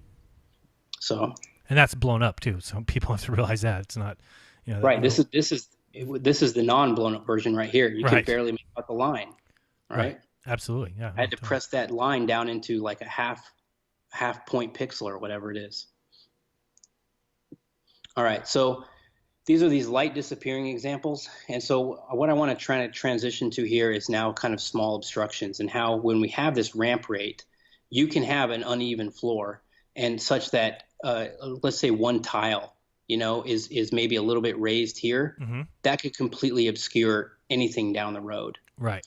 So that's one particular, reason for why we have this phenomenon. But to me, the other reason is just that I'm moving the visible world in closer as I get closer to the ground. It's moving closer to me. My horizon line is moving closer. And so everything in the distant is going to set. And I think if you watch closely, you'll see this distant wall, kind of where the crack is below the door, and this kind of this matting here along the wall. Mm-hmm. You'll see it kind of set as a whole, right? It's not like it's like some uneven floor or linear obstruction issue. It's like it's linear across the whole wall. Right. Okay. So let me see if I can play that here. I'll blow it up here so you can see it. There's the light disappearing right there, right? Light appearing. So we've seen that before. Here you can see it in slow motion. The light's gone, and I still have a couple inches to go, right? Not just a centimeter to go. It's a few inches, right? Wow. Yep. So let me see if I can. We'll just watch this. You see how the whole thing almost sets? That tile in the background. It's like the you're whole talking about the sets, entire baseboard, like the entire wall. Let me play it one more time and see if I can. But yeah, to me, the entire wall is like setting within the lower visual field. You see it, right? Like you're just seeing. Yep. It's a little blurry, but that to me is that phenomenon. So, which is why we're losing that light. And what are you using down there? Just a flashlight? Yeah, it's a pen light, yeah, basically. Okay. So it could be small obstructions in the foreground, but to me, I think it's an example of that lower floor horizon being brought closer to the observer. Sure. Yeah, but I mean, if you laid a blanket down on that floor, even if you press that blanket as tight as you could to the floor, I mean, you're going to lose that light even quicker. And that blanket may be all of 1/4 inch high. It's just simply going to block it even sooner. Yeah, exactly. So I'm going to try to move through this because I know we're getting short on time. But let's see. So this is just kind of the light examples. I'm just moving myself lower, and you can see how the buildings change, how they ascend to this purple line a lot sooner as I lower my eye height. And that's all I really wanted to say here. But then I wanted to relate it to the beach, right? So now instead of a flashlight, it's a cruise ship, right? And it's moving away. So the same phenomenon is essentially going to occur. A small wave right here could be obstructing this, or my horizon is only a certain distance away, and this thing is already ascended to my purple line within maybe a half mile away, right? That cresting wave was right here already, right? Right. And so this cruise ship, just a half mile away, or let's say it's a mile away now, it's already riding on top of this purple line, right? Right. So what happens with further distance? Well, it's just going to descend within perspective and set, So, and more of it would be obscured by the closer ground. Yeah, or a small wave, right. Like here at a quarter mile away or half mile away, could completely obscure. As this thing got a smaller and smaller and smaller away, a small wave right here could just kind of move above that purple line in your visual field for whatever reason, right. Totally block what was further out. Right, which we see this. I mean, if people have looked at all the videos of the ocean waves, if you're looking across, you can see that crest of water. You might call it swell, whatever you want. You can see it move up and down, which clearly tells you that what you're seeing is much closer. Right. Otherwise those waves would be 50 feet, 100 feet tall. We know that's not true. Right. Yeah, they're just closer to you. They can be much smaller if they're closer. Have you seen? I'm sure you've seen a lot of the work that Zachary Zabal has done. I mean, Good Times for All, right? He's done some great work. Make sure you guys check out his channel because he's got some stuff he does in a warehouse where we can see exactly this, the ramping up of the floor when he's close to it, and then he's got a bunch of these little black boxes or canisters going down the whole way, and after a certain point, they start to drop behind the horizon line that's built basically as a result of the camera's height from the ground. Go ahead. Yeah, no, I think Zach deserves a lot of credit for that because I think, and I don't know where this diffraction issue kind of originated. I really don't. But I know that I think Nathan kind of got it from Zach, and I got it from Nathan. Right. And so, because I know Nathan was really pressing this, and I was like, man, what is he talking about? And I had to go look it up. And as I started to look into it, I was like, holy crap, this stuff is trippy stuff, Yeah, it's trippy because once you realize that the horizon is optical, which I totally think you've already proven here just already, and everything that I've researched and seen has shown that to be the case. If that's true, then the fact that our eye can only resolve things at the exact rate that matches this so-called sphere that we're said to live on it's actually simply impossible. I mean, it's impossible. There's no way that just matches up. So, and I've been asking people forever to try and prove to me that the horizon line is anything other than optical. I have not seen anybody provide any kind of evidence for that. I mean, if it was true, I've talked to people before and said, if you're on the moon, just as an example, let's say that there's a small sphere in the sky called the moon that you can go to. And I've said, what would happen with railroad tracks on the moon? Would they not reach a point, but would instead reach the horizon and kind of fall behind it? No, the answer is railroad tracks on the moon would do the exact same thing they do on Earth, which is it's an optical effect. They meet at that horizon point, at the vanishing point, right? So that right there tells me that it's an optical effect. This isn't a physical effect. The railroad tracks don't get to the edge of the sphere, and it just so happens to be the place where they become a vanishing point and disappear. Right. It's ridiculous. It just so happens to be the point where they also converge left to right. Right. Yeah. Yeah, it's just simply impossible. So, and this is great while you're giving this presentation, and I still think people miss this point because it's probably one of the biggest points in this debate. So, yeah, please continue. Yeah, I think when they say when we say perspective is not factored into the calculator, they get, people get all up in arms about it.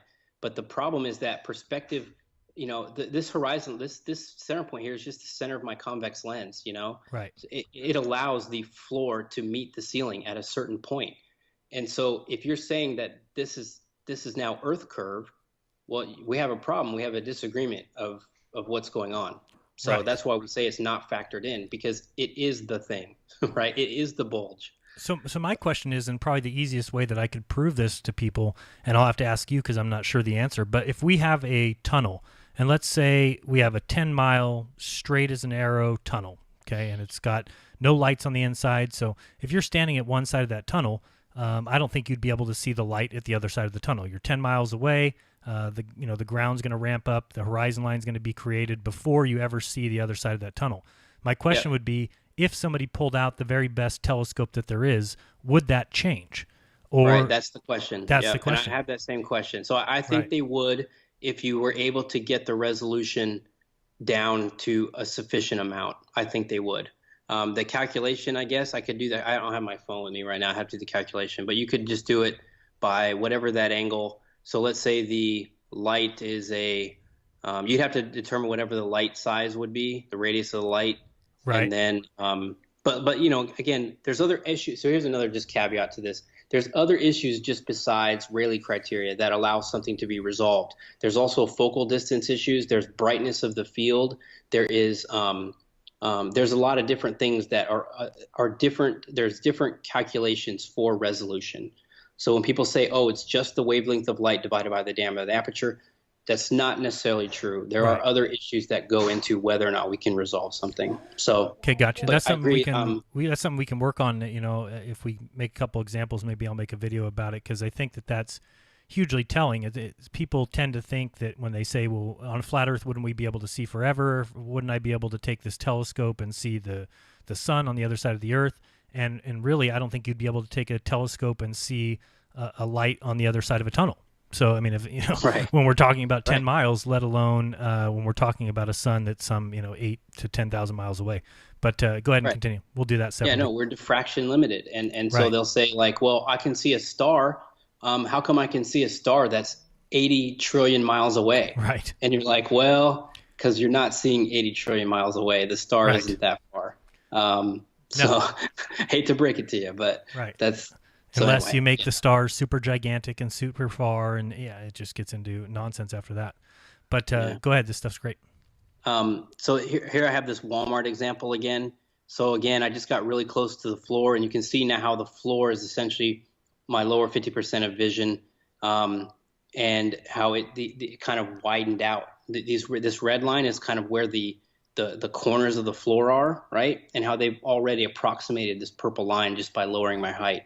Right. So if I were to remove these obstructions, right, and let's say this Walmart was now wiped out by a tornado, and it just left the sky, right? I would still be at my height, right, and doing this. We already did this, so I'm not going to do it quite again. But now if I replace the floor with crops and I just stand up, this is what I see, right?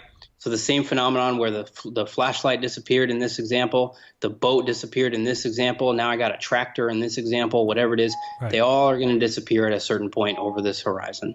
Which proves, concretely, really, that we're talking about an optical effect. It's the way we see, and it works in every issue. It's not just an outdoor issue. It's just simply when we're inside or in a hallway, we've got walls and things to contain that view. But you're right. You can just wipe them away or picture them being unfolded backwards, and you're going to end up with what you see here, a line of a horizon line. Right. Just see how vision does this. So I'm comparing the walls to this red line right here. Right. This is the orthogonal line along which I've scaled this particular image. So this is like at 2 feet high. 2 feet high. Now I go down to 1 foot. See what happens to the red line, right? It gets it starts to approximate this purple line. Now I'm going to go down to 1 centimeter or a couple, like an inch or whatever it is off the ground. Right. Now the red line is essentially, because it's just how our vision works. As I get closer to the tangible surface, it's taking up more of the field. These lateral obstructions they're not as much of an issue anymore. If I were to remove these walls and just stand up, again, I see a horizontal vanishing line still. I have no walls to compress my vision inward. And so I see something like this, right? I see something like this. So you don't have walls pressing your vanishing point inward. In this case, you have the crop lines. So my blue lines are off a little bit in this photo. Let me see if I can fix it. But you have these crop lines, which are kind of showing you your orthogonal lines, these potential lines. Mm-hmm. So if I were to put a building now, instead of building down, right, it would press along one of wherever that building ended up being. Let's say it would, be right here. Then these crop lines would now just be within a building, right? I remove the walls and now I blow the building away. and now I'm left with more and more crop lines, and it just extends out to a horizontal vanishing line. Anyway, does that make sense? Absolutely. Yep, I get it. It's just how our vision works. We don't have tangible surfaces compressing information. We're going to extend it out to a horizontal vanishing line.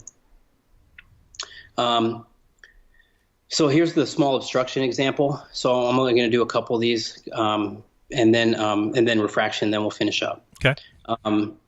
So we talked about how this ramps up quickly. So this is this ramping up phenomenon, this red line, right? It ramps up quickly, and then we have this long plateau period before we may even see where the distant object is. So in this case, they don't have golf balls in Keynote, so I had to use a baseball. But this red line is this kind of ramping, and this purple line is now my plateau period, okay? So red line is still ramping, and then I have this plateau period within perspective. Gotcha. And now if I were to have a small obstruction, say this size right here, this little blue triangle, how big does that have to be to completely obstruct this ball at 130 feet away? Right. All right? So I'm assuming now, I have to assume that I've lost some information of this golf ball due to diffraction. In other words, this has set a certain amount because it's greater than 95 feet away. I determined that my horizon distance at this particular height, which is 1 centimeter, was 95 feet away. Okay? Right. And the way we did that was that calculation earlier. All right. So assuming that I'm now looking at something beyond 95 feet away, 130 feet, it's going to have set a certain amount. And the amount that it's going to set is 0.55 inches worth of information. And the way you calculate that is just you take your distance to the object and you multiply it by the resolution limit, and you're going to get a loss rate. Okay? Beautiful. So this is the loss rate. I now subtract this loss that I think this golf ball has set a little bit within the field to get what the remaining amount of golf ball is above the purple line that I should be able to see. And so I come out to 1.13 inches. So let's just say that that's what I'm looking at, 1.13 inches worth of golf ball, because I've lost a little bit of it. And if that doesn't make sense to you, just disregard that altogether, and you can just use 1.68 inches. It doesn't matter. But that's how I calculate this out. So you can use similar triangles here. So because I know this angle is the same between this half of the golf ball and this purple triangle, or this blue triangle, right? It's all within the same yellow angle, right? So I can just use similar triangles to see whatever the height of this obstruction needs to be to completely obscure all of this information within this yellow triangle. Does that make sense? Yep. Okay, so you just use ratios. So for this particular case, I use 1.13 inches because I assumed 0.55 inches is lost from diffraction. And so I end up with this 1.13 amount. That's this top number here. So that's going to give me, and that is the object across 130 feet. And it's going to equal X amount of the triangle across 30 feet.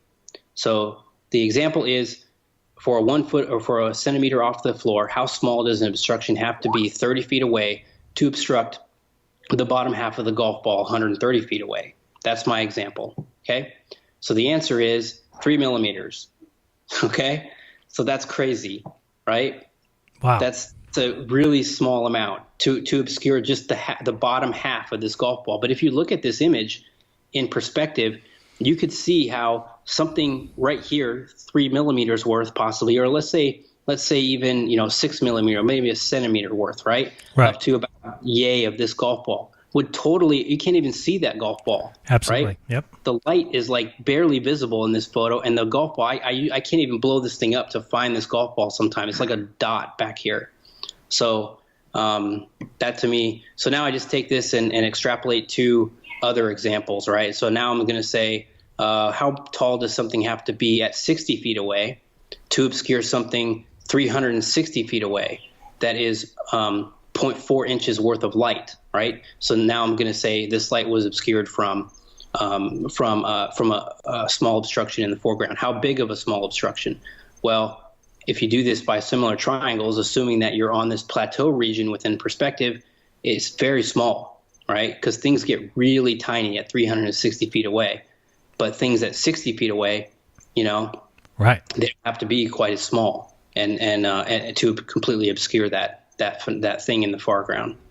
So, and then you can take it for a ship example, and you can say, all right, given a 6-foot observer with 1 arc minute of resolution, how big would a wave have to be at a quarter mile away? Now, I probably should have done this at a half mile or even a mile, right?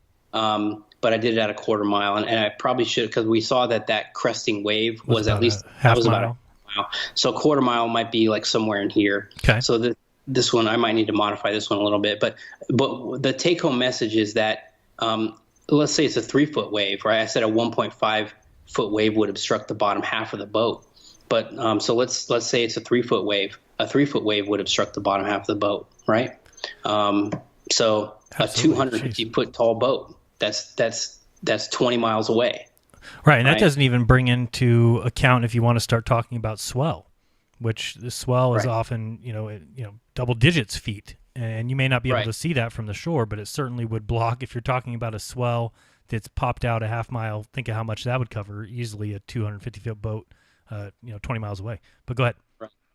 And I think Ranty's kind of brought that up recently too, about this something called I think he brought up recently. It's a barotropic tide phenomenon where there's all these swells within water currents, and underneath, there's different temperatures and different things that cause these bulges within water. Right. So water levels can have kind of an uneven surface to themselves, just like possibly a floor could be uneven.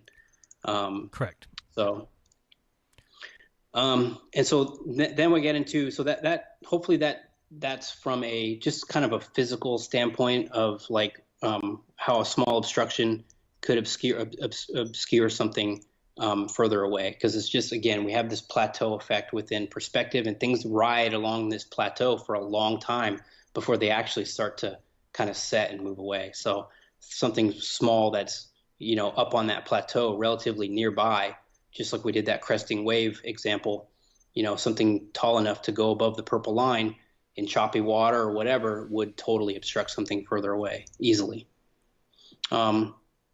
And it doesn't have to be a curved surface, right? So you don't have to invoke curvature for that phenomenon. That's just a normal everyday aspect of vision. Right. So Dr. John D, I know you're aware, so he's done some great stuff, and I got a lot of my refraction stuff from him, and kind of how he's done a lot of these, and you've done a lot of laser stuff too, where and I don't know if this is maybe what happened when you did your experiment, or you saw that things got obscured, or whether or not the bushes were in the way or whatnot. I don't know, but it's possible too that because you were near now I will say that body of water is relatively small that you were next to, right? Yeah, for the most part. But I don't know, I think the water emits, in general. It does absorb a little bit during the night, but for the most part, water is an emitting thing. It has a large specific heat, or it has the specific heat of water allows, the trapping of a lot of heat.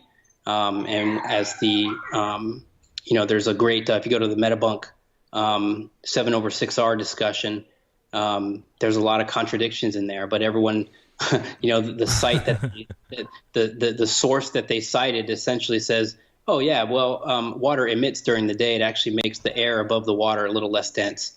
And you're like, what? Oh, wait, boy. back up. You can't be admitting that, right? Because you just blew the whole argument out of the water, so to speak.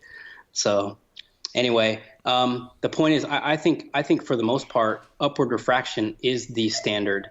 If you were to say that there was a standard refraction, I say that in general, the optical density of something increases in height. And I think we're kind of coming to terms with that with some of these observations. So that's what I kind of want to bring into next, and I'll try to get through it as quick as I can. But this is from the Stephen Hawking episode, right? And so I know you've seen this before, where they have the boat and the 3-mile laser, right? Oh, yeah.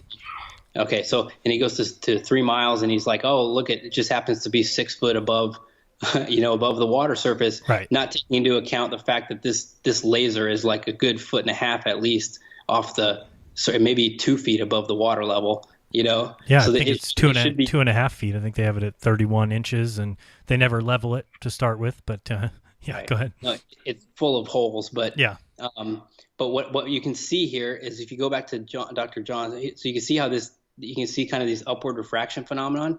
So during this video, I caught this kind of same effect going on, right? for a split second within the frame. So I freeze captured it or whatever. And but to me, this is just upward refraction. So their version of what's going on in this thing is that the Earth is falling away from you, right? The water is bending down, right? And this boat has sunk down across the water. This laser is straight, and that's why it's risen up, right? Right. But the reality is that the laser was refracting up across this body of water that was emitting, and the water itself was straight, right? You just have to flip everything upside down. Right. It makes a lot more sense. So I did a lot of work with refraction. It gets a little confusing sometimes to people, is what I've kind of noticed with discussion. So what I want you to think about, I guess, is in terms of a cup in water, or I'm sorry, a coin in a cup of water. Right. And if you were to observe that coin, where would it be, right? You often observe it higher than where it actually is, right? Because that's a downward refraction phenomenon. As that light is leaving that coin and it travels through the water and it hits the air, it bends towards your eye, okay? And when your eye receives that light, it straightens that out and creates the false impression that that coin is higher than it is. So that's all refraction is your eye or your camera assumes straight lines, right? It assumes that the light that is reaching it is a straight line. But we know that the light doesn't travel in straight lines. It travels through these different gradients of density, optical density. And so when you come to terms with that, you realize that images can move within a field quite a bit. And so I did a lot of analysis on Red Pill's footage. He has some great stuff, and Ranty has some great stuff. And even I threw in some Soundly stuff. So I'll kind of go over that quickly here. The main thing is that if upward refraction is a phenomenon, and I think it is the primary standard phenomenon over water, especially during the day, then all of these effects to me are examples of that. Bending bridges, bending power lines, compression of floors, images being brought a little bit lower than they naturally are all examples of upward refraction. And so when this upward refraction is somewhat gradual, then the compression of those aspects is gradual. If it's abrupt, right, so I have this density gradient really rapidly diminishing, well, then you can get this differential floor compression phenomenon. And Ranty's shown some boat compression issues. And this kind of compression issue to me is just a rapidly dissipating optical density, or rapidly increasing, let's say, right? It's increasing in density. Mm-hmm. In other words, the air above the water is a lot warmer than the air as it moves up. And we know that to be the case, right? Temperature does get lower with height. And temperature is by far the largest factor within refraction. So this is from Ranty. So Ranty, he did this somewhat inadvertently, but what he did was on one day, he was capturing some footage, and he just, from a really quick point in time, he went from a 4-foot elevation to a 9-foot to a 14-foot elevation, okay, within a very short amount of time, all right?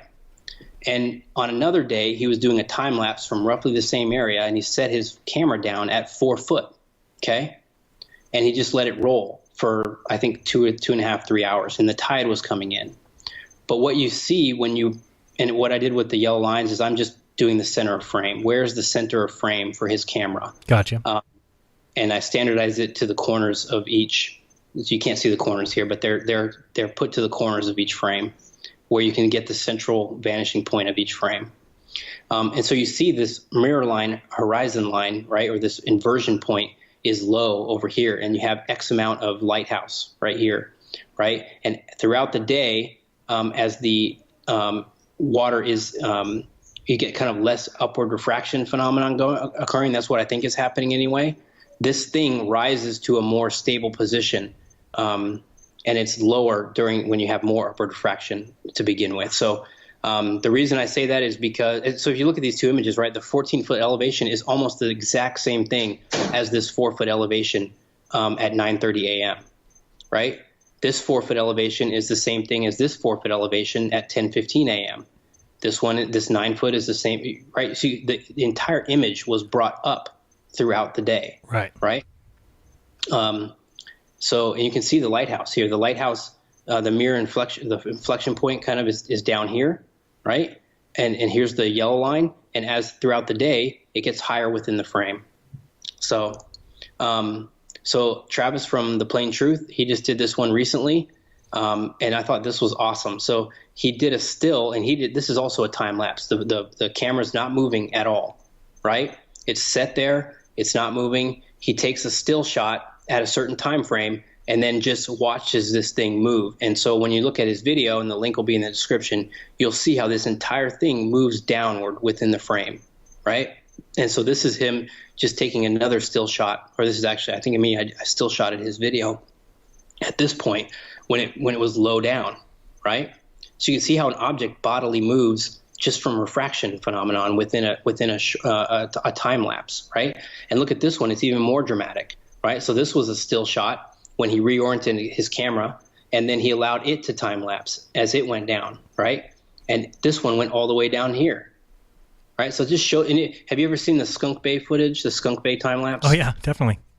Right. So you can see how just throughout a day, like stuff can move a crazy amount. So for anyone to to say like, oh, I made this observation over water and look how much is cut off, and that's and how much is visible, and that's proof of X, Y, Z. That's crazy, right?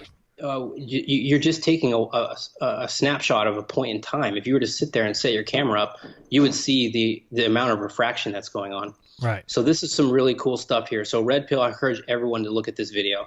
So in early January of 2019, and he'd been taking this footage of this condominium for several months, right? And he's trying to get this lighthouse, but he just so happened to pan over to this condominium each time, in each of these times he went out. And so what I was able to do is I was able to grab this nearby tree line and standardize these images against one another, right? Because he had roughly the same observer height for each one of these times he went out, okay? Right. And so in January, he caught this footage here, which is this third image over. And you can see where the apparent horizon line is, roughly 6 foot observer across the way. And the reason I say this is because it's also this image down here. So I just drew my purple line. It's roughly where his height would be. Gotcha. 14, 15 miles across the water where this condominium complex is. And so I was able to use that as kind of a standard, and as, compared to this tree line. Now, how do these other images on these other days stack up against that, right? And so what you end up seeing is this entire complex has different positions. And what I'm doing here on the right is I'm just blowing this thing up sequentially, keeping the heights the same, okay, across each image, right? So that the purple line is the same across each one, but you're seeing more and more levels of zoom. So this fourth image here is the next day, the very next day after he took this awesome footage, he went out and he took this footage, right? And you can see all this inversion going on, right? You see all the mirroring going on. You see where the top stacks of the condominium are now. Yep. Compared to the tree line, they're dropped immensely, right? So, I mean, look at this image here, right here. See where these stacks are, and now compare it to here. Totally different images. So Absolutely. What that told me was that on the best days, when you see the furthest and you have the best resolution and the least compression of these floors, right? This floor compression issue, this miraging issue, those days your horizon line is going to be higher, not lower. So for there to be a downward refraction phenomenon, you have to assume that this is actually the correct image and this is looming.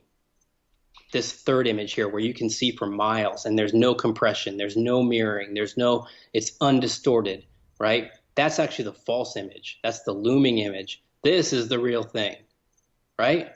And that's not the case. If you know what I mean? Mm-hmm. That's absurd to me. I don't find images with true looming. All I find is horizons are the highest with the best resolution, and they get lower from there. So, does that make sense? Absolutely, it makes a lot of sense. First, I thought you were saying that was the loomed image. I was like, I don't know about that, but I see what you're saying now. That's what I'm saying. That's the counter argument. Right. Counter argument is that has to be looming, and you're like that's a perfectly clear image. That's an awesome image, So, and if you look at it, I guess I don't know if I have it zoomed out. there's one where he has this thing zoomed out, and it is a perfect day. And I looked up the temperature when he did this because we were talking about it when he shot it. The water temperature was exactly the same as the air temperature that day, both 70 degrees. And the water was perfectly calm, and you could see basically the clouds reflected in the ocean, like all the way out. It was just a perfectly calm day. The water and the temperature and the air temperature are exactly the same. He saw for miles. So it was a great day. And I have other footage on that where I kind of compare how much is getting dropped when diffraction actually does start kicking in for that image, and it comports kind of perfectly and linearly, right? So anyway, you can check out that. That's in part 4 of my video series, and you can check out Red Pill stuff. It's in the video links in the descriptions. Really quickly, the Lake Pontchartrain stuff. So you can standardize these power lines with an orthogonal line, right? So you can look at this point along the Pontchartrain power line, and you can look at this one and this one and this one. So you can eliminate kind of height discrepancies by lining them up in this way, or at least making sure that when you're comparing two images, that the horizontal orthogonal line crosses the same point on the power line within the two frames. That's going to eliminate height discrepancy issues between two images. So you can find these online, and you can compare. One person went out and did a great image one day where you didn't see this bending. You see the bending that is occurring right here? That's not Earth curvature, right? That's just refraction. That's upward refraction. That's pressing everything in the distance downward to your eye line. Because again, your eye assumes straight lines. So this light is coming into you curved. Your eye is assuming a straight line, pressing it lower the more distance it goes. So if you blow up this image right here, you see that essentially you have a perfect vanishing point, almost a near perfect vanishing point. And when you kind of compare it to the days when you had all this curving issue, you see that the apparent horizon line is much lower. So that's just kind of a dual effect. You're seeing something bend, but you're also seeing the apparent horizon brought lower within the field. So hopefully does that make sense? Absolutely.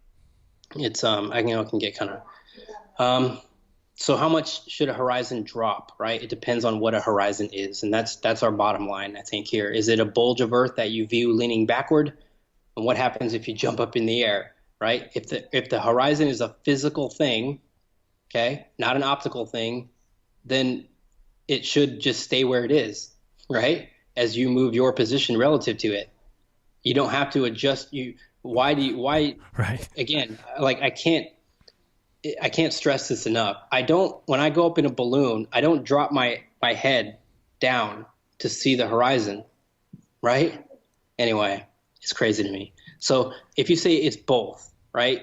Or is it an optical effect of a biconvex lens? If you say it's both, well, the ceiling meets the floor at the midpoint of vision in a flat hallway. So why is that phenomenon not accounted for, right? Why is it instead assumed to be Earth's bulge within an Earth curve calculator? Why would our vision suddenly change when outdoors? So these are questions that, to me, are not answered adequately. Right, not at all. Really quickly, here's horizon does rise to eye level. I know I saw an early video of one of yours. I think you were doing with Bob, where you were in a plane, and you guys were saying that, well, the horizon did appear to drop, right?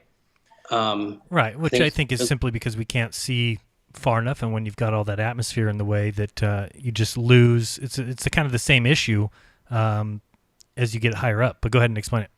Well, yeah, I think you'll like this. So I've been. I said two things kind of kicked it for me that this is a flat plane. Right. The second one was that Earth curve calculator. It just doesn't make any sense. That's not how we see the world. This is the first one. So when I was getting into flat Earth on my way to the cruise or back from it, I can't remember, but I taped my phone to the window, did the whole thing, and I'm like, man, it stayed there the whole way from 300 feet up to 30,000 feet. It stayed the same, right? Here we are at 35,000 feet, whatever it is, and here I am down, near the tarmac or whatever. Right. I'm like, wow, it did not drop the way I would think it would. So I then went on another plane, ride, and I did have it drop. And I was like, man, what's going on? So you can see in this footage here, and I standardized the kind of the frames of the window, right? And I'm like, sure enough, you can see this amount of sky here, right? And this amount of sky here, and this amount. and this amount here, and sure enough, the horizon looks to have dropped, right? So it's kind of disheartening a bit. I was like, man, how come I get it on some planes and I don't get it on the others? So then I saw a video that Wolfie did where he was comparing the wingtip rise. The wingtip was then used as a marker, right, to show where the horizon was. And he was saying that that's proof of drop. Now, he said, well, wingtips rise, and I've accounted for that and blah, blah, blah. Right. But what he didn't really account for, and what I noticed one day when I was looking at this image again, is that look at what the markers on the wings do as you go up in height, right? Oh, do you wow. see what they're doing? Yeah. They're getting closer to you, right? So as your distant horizon is dropping, your wings are getting closer to the window. Wow. Okay? So to me, that's because this is bowing like a convex lens. Right. And if you take a convex lens like a lid and I put it up against my burners here, you can see how a distant object, right? Let's say this is the horizon. This red line would be the horizon. It would drop, but also whatever was right here would be brought more proximal. Interesting. So yep. Absolutely. It's like a dual effect. So I noticed it in Wolfie's picture too, where I put the markers when he was on the tarmac. I marked these. You can see this kind of this, what do you call it? Just kind of this dark smudge area on the wing right here, right? And my red arrow is kind of pointing to near where the wing flaps are. Gotcha. It's just below that dark smudge. Okay. And now look at him when he's at 30,000 or 40,000 feet, where that dark smudge is compared to the window frame. Wow. Right? Yep. Everything has been brought, that's like a good 3 or 4 feet inward towards you, right? Right. And so, and that's why I think you're getting this horizon drop issue. Now, my other thought was, okay, what if the wing is rising within the field of view, right? And that's why it's apparently being brought closer to you, right? Right. Does that make sense? So Yeah. I was like, what about that? Right, Well, 'cause so you I looked up a bunch of cool. wing flex, videos and everything. And what you notice when you compare these two images is that the proximal wing, right, from the engine, about to about yay, does not flex, right? But after that, all the flex is here in the outer aspects of the wing. Okay. And that makes sense. This thing can't flap like a bird. You Right. know what I mean? You want your engines flapping around. Most of the flex is all here in this distal aspect of the wing. correct. So when we're looking at images that are, relatively close by to us, that's not flex of the wing that's bringing it, 3 or 4 feet. That's almost a whole flap length that's been completely obscured by this lensing effect. So, and I noticed it in my imaging here too, right? So here's this flap marker, and as I went up in height, it got closer to me. Okay. So that's just food for thought. I think that's kind of what's going on. I don't know which pane is flexing. I looked up the panes, and there's 3 panes to a window. The first one is usually that inner plastic one. It's kind of protective. The second one is like a middle layer. It's what's subject to cabin pressure. And then the third one is the outer pane, kind of subject to the outer elements. Right. And so which one is flexing? I would think it would be that middle pane. I wouldn't think the outer pane would flex as much Shouldn't. because it would create like a stress issue for the cabin. Right. But I could see how this middle layer could totally flex outward, and it would get increasing in height. So as cabin pressure went up, the higher you went up in altitude, this would bow out a little bit more, create more of a lensing effect. So it would make the horizon appear to drop, and it would bring the wing proximal to you. But it's just lensing. It's not actually the horizon dropping. So that's just food for thought, I guess. I thought it was kind of cool. But Absolutely. my point was, too, if you don't see this effect, so one of these times I did, you got to be sitting next to a wing, but I did it, and I'm like, okay, the wing definitely did not move proximal to me during the whole flight. Well, guess what? Then the horizon didn't move a bit either. Right. So, all right. One of the last issues here is this, and I don't want to get into this too much other than it's a point of contention right now, I guess, within the community is what is an inferior mirage really? I think of it as a just a very less dense area of air. That it's so less dense, I guess is not the right grammar, but it's to the point where it creates a reflection. And all that is it's something called a total internal reflection. And light is going to refract a certain amount when it goes from more dense to less dense. And this is upward refraction right here, right? When you have this less dense layer over the water, this light is refracting upward to your eye, okay? Gotcha. Now, as the light gets more and more shallow and the incident angle gets kind of flatter as it moves towards the observer, right? It's coming at you now at more of an angle parallel to the surface layer. It's going to reach a certain point called the critical angle. And once it reaches that critical angle, it essentially skips off the layer, okay? So instead of going through the layer, it skips off of it and returns at the same angle at which it entered. So this is called the reflected angle, and it's the same as the incident angle. And so that when it does that, it's just a reflection, and it's called a total internal reflection. So when you see this in water, right, so the water is more dense, then you have the less dense area of air above it.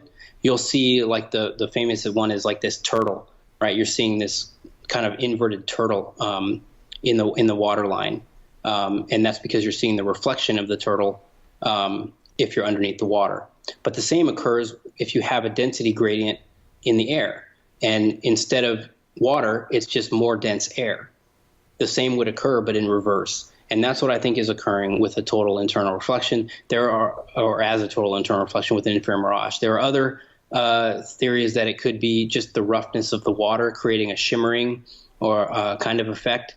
I don't have a problem with that necessarily, other than I don't like the way when Wide Awake showed he did some great footage. I don't like it just from a conceptual standpoint that this boat, as it moves away from you, this mirage actually moves up within the boat itself, right? Yeah. And to me, the reason is because it's getting encompassed kind of by this less dense medium as it moves away. The other point I wanted to make about this is that when you view this guy right here, right? This guy is 6 feet off the water. What is he going to view when he turns into 1 point perspective? He's going to view the water line at his eye line, right? Because that's how perspective works. It rotates the floor to meet the ceiling. So this purple line is going to have water all the way below it, even though we know there's a 6 foot gap between you and the water. Absolutely. Does that make sense? Absolutely. Yep. Right. So now I fill this gap up with dirty air or junky air. We'll call it this really less optically dense air, warm air. And now a boat's traveling away within it. Well, what we would see in perspective is the same thing. This purple line is still going to represent the water line far away, right? And this boat's going to start to actually ascend within this layer, but it's just ascending within water. It's not floating in air. Right. Okay. So I hope that makes sense. Absolutely. Yeah. Talked about that many times. To me, it gets enveloped within this layer as it moves away. So you see where the mirror line is on this boat is kind of down when it's close, and then it gets a little higher on the boat, and then it's a little higher on the boat. To me, it's because you're moving. It's just the refraction layer is a little bit less towards the top, or this reflection issue is a little bit less towards the top aspects of objects than it is towards the bottom, and because it's a little bit more warmer near the bottom of the air than it is as it moves up in temperature. That's the only thing I can say about it. People, feel free to make up your own opinions on what you think the infrared mirage is. I don't really want to get into it more than that because I don't know that it's a super critical point. As long as we agree that the purple line is going to have water below it. Now, I know some people have said that this blue line, where the apparent water line is, where you can still see water, is the horizon. And that this is dirty air that's just blocking what you normally would see on the boat. Yeah, no, I don't think so. That's the case. And here's the reason, is because where is this blue line within perspective, right? It's actually really close. Really close, yeah. And if you're looking at 3 miles, it could be a mile away. It's exactly right. So we did that example with the cresting wave. Right. And I've done the calculation I took a bunch of infrared mirage photos and kind of looked at, and when they were zoomed out, where that line actually is. It's very small, but it seems to occur within about this 128x to 256x compression area, all the way up to the purple line. So again, it's almost like that cresting wave zone up to the possible horizon line is where the mirror line occurs. And again, if you think about that, that's going to be at the most not that's going to be less than a mile away. So that's not your true horizon line.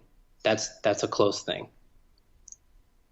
The last thing to wrap up here is just I did a calculation for reversing 7.6R as upward refraction.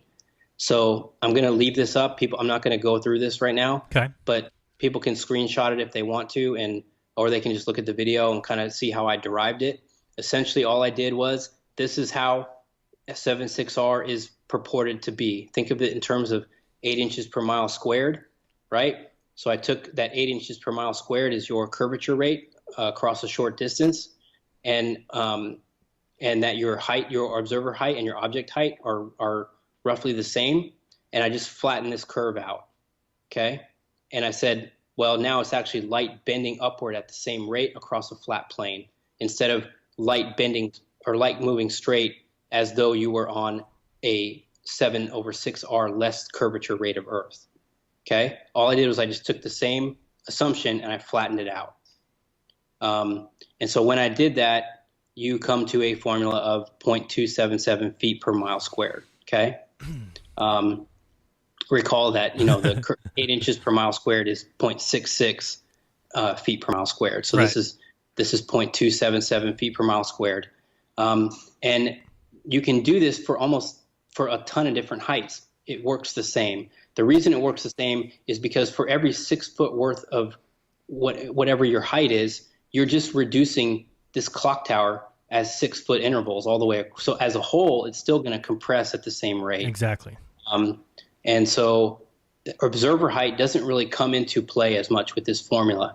But what's amazing, and I also assume that they didn't know about diffraction loss, and it was included in whatever they used to get 7/6R refraction. And I've tried to find where they got this from, other than, oh, well, it's 14 to 16% refraction rate. Well, of what? Like, I'm assuming they did observations. Okay. We hope. Otherwise I can't find where it's from. So I'm assuming it's from observations and looking at how much of something was cut off, or in their opinion, brought up, loomed up, right? More than it should be. And then that's how they got this 7/6R. So I take that as they actually did the opposite of what they should have been. It wasn't being loomed up. It was being brought down by upward refraction. So when I make that assumption and I get this formula, then we can analyze a lot of different contentious things that are brought up in the forums a lot. So this is an example of the Kima Lighthouse in Texas. This was links are in the description for all these folks. So when you do this calculation for this, you can see if this is being upward refracted and brought down lower within your visual field more than it should be, 84 feet are missing. And if you do a blink test, which again I don't encourage, but if you're going to do it, you find that that's almost exactly the amount. Each one of these stripes is 20 feet. So if you do it for the CN Tower example, so again, it's 275 feet missing for this particular image, because this image is always shown as well. Like, how come the bottoms are missing? Well, Rogers Center is 282 feet. We're different by 7 feet, right? Wow. Blackpool Tower in England, 30 miles away. Same thing, 264 feet should be missing. Blackpool Tower is 518 feet. It corresponds to roughly half the tower. That's how much we're missing. Possible loss for the Willis Tower, same thing. This one was seen across 55 miles away. Keep in mind, so I know you have this for, it's not a mirage, right? All that stuff. Keep in mind, you shouldn't see any of this. Right. Right? That's the point. That's the point. So, yeah. Maybe people fail to see that or realize that, right. and I always hear they people get saying caught that. up with all this. Like, how come you can't see the bottom? Correct. But you shouldn't see any of this if the horizon is a physical thing. So I just reversed the calculator and made it upward refraction instead, assumed a flat plane, and you get a much different formula and a much more reliable calculator, in my opinion. Seems accurate. So 837 feet is missing across this one. It does start to break down, I've noticed in some areas. So the more distant the thing, the more refraction is going on, the more the formula breaks down a little bit. So this is the last one here. This is Conspiracy Cats one about the Mount Rainier Peak versus Mount St. Helens. I don't want to go into this. I know we're getting late, But the main thing here is that whether or not this is a perspective issue alone or a refraction issue. And I kind of go to the point where I don't think it's a perspective issue, because Mount Rainier is twice as big as Mount St. Helens and is twice as far away. It should be roughly the same angular size. And so if you were to reduce your height all the way down to sea level or the base of the mountain, these two blocks, right? If the yellow block is twice as far as the gray block, but in orthographic view, they're exactly the same size. Right. Angular size wise, this yellow block is actually going to be the same size as the gray block because it's twice as big and it's twice as far away. It therefore is the same angular size. Okay. Right. So to me, then I was like, well, that should not account for Mount Rainier being shorter than Mount St. Helens. So is there a refraction in the distance pushing this peak down a little bit within our visual field? So I did some searching, and you can see that from this point, there's a large body of water between the two.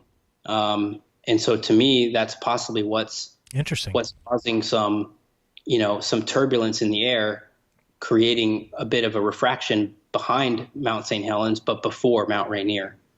And so when I do the calculation that way, I come out with 2,966 feet loss versus what we see in the picture of 3,580. So I'm off by about 500 feet. So again, the greater the distance, though, the more the refraction issues, not only just over water, but just air in general.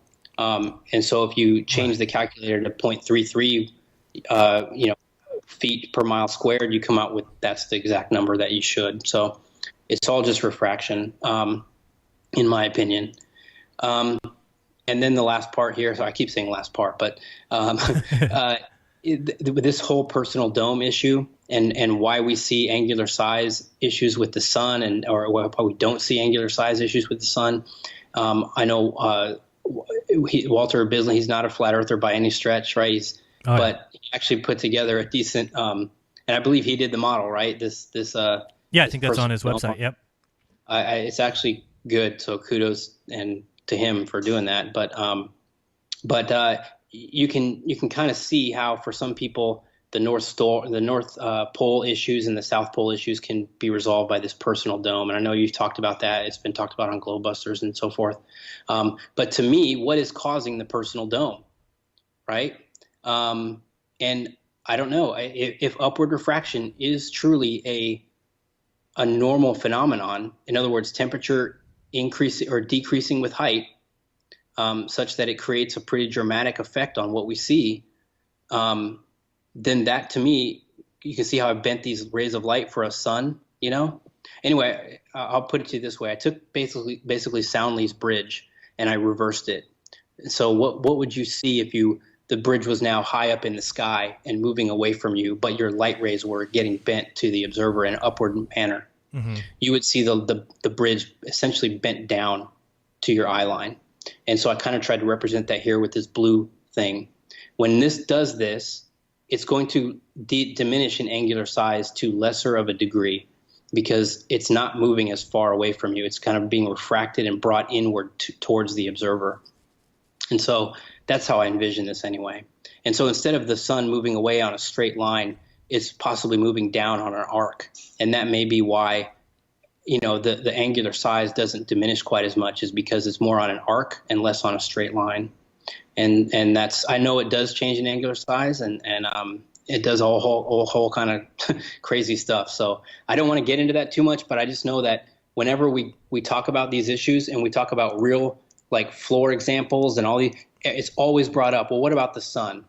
Right. It's like the Achilles. It's like they know it's a complex subject and they know it's like the go-to is like, well, what about the sun? So, well, here's a possible scenario for the sun. And I gave this a big if right here, right? I don't know. It's totally speculation on my part. So people can use it or not use it. I don't know what I think it is a personal dome effect. I don't know what it's caused from. This may be part of the formula. I don't know. So again, this is the overall argument. Things can disappear with distance due to a variety of things. And I saw someone debating the other day, well, first it was perspective, then it was diffraction, then it was refraction, then it was obstructions. Which one is it? And they were getting frustrated. right? Well, to me, the answer is it's all of these things, or Right. it can be any one of these things, or it can be a combination of these things. And the issue is complicated. And I think all of these things can have a very plausible explanation. And I hope I've imparted that to people, that each of these things has a very a simple way of creating this obstruction issue that we see. So again, so what is this? That's my main point of the presentation, right? Is it this, right? The bulge of Earth set across a straight eye line?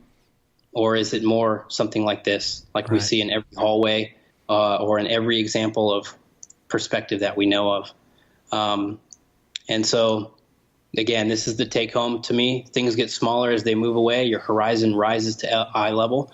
You do not continually shift your eye level downward to see a falling horizon, right? All these Earth curve calculators. So, and again, I'll just kind of close it out here. We don't know it all. We may never know it all, and that's okay with me. And to me, our knowledge of what we're supposed to see of this world is guarded in the end. I don't think we're supposed to kind of become immortal mini gods ourselves. Right. I think we're supposed to kind of figure this out by more of faith and not trust in ourselves. And so that's how I go through my life. So I hope I've imparted that a little bit on people too. The biggest thing is for me is if you realize the Earth is flat, then just realize that we are here for a limited time, and you are quite possibly a being of some kind that could live for a very long time beyond this lifetime that we know. And if you believe that to be the case, then you got to make the most of every minute you have, because again, life is short for while we're here. Choose your actions wisely. I agree.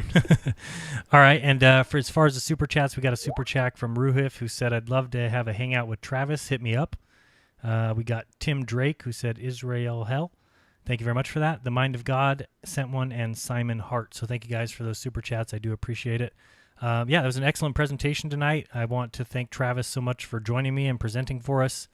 An amazing amount of information that is, I don't know, in my opinion, of the utmost importance to anyone who's even, trivially looking into these topics. And it's not easy because socially you will be ridiculed, you'll be made fun of, and, this has been the defense against flat Earth for as long back as anyone can imagine.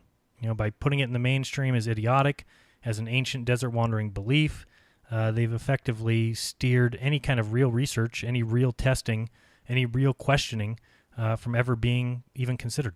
So, showing Israel crashing on their attempt to land on the moon today is just another way to try and show flat Earth research as idiotic. How do these people question the shape of the Earth when Israel crashed on the moon? They need spherical coordinates. They need mathematics. Or the craft would never get there, would never make it to the moon. So there's basically a concerted effort against looking into this line of research. Everyone's noticed it. It's as obvious as day. The joint efforts of Nat Geo, the History Channel, BBC.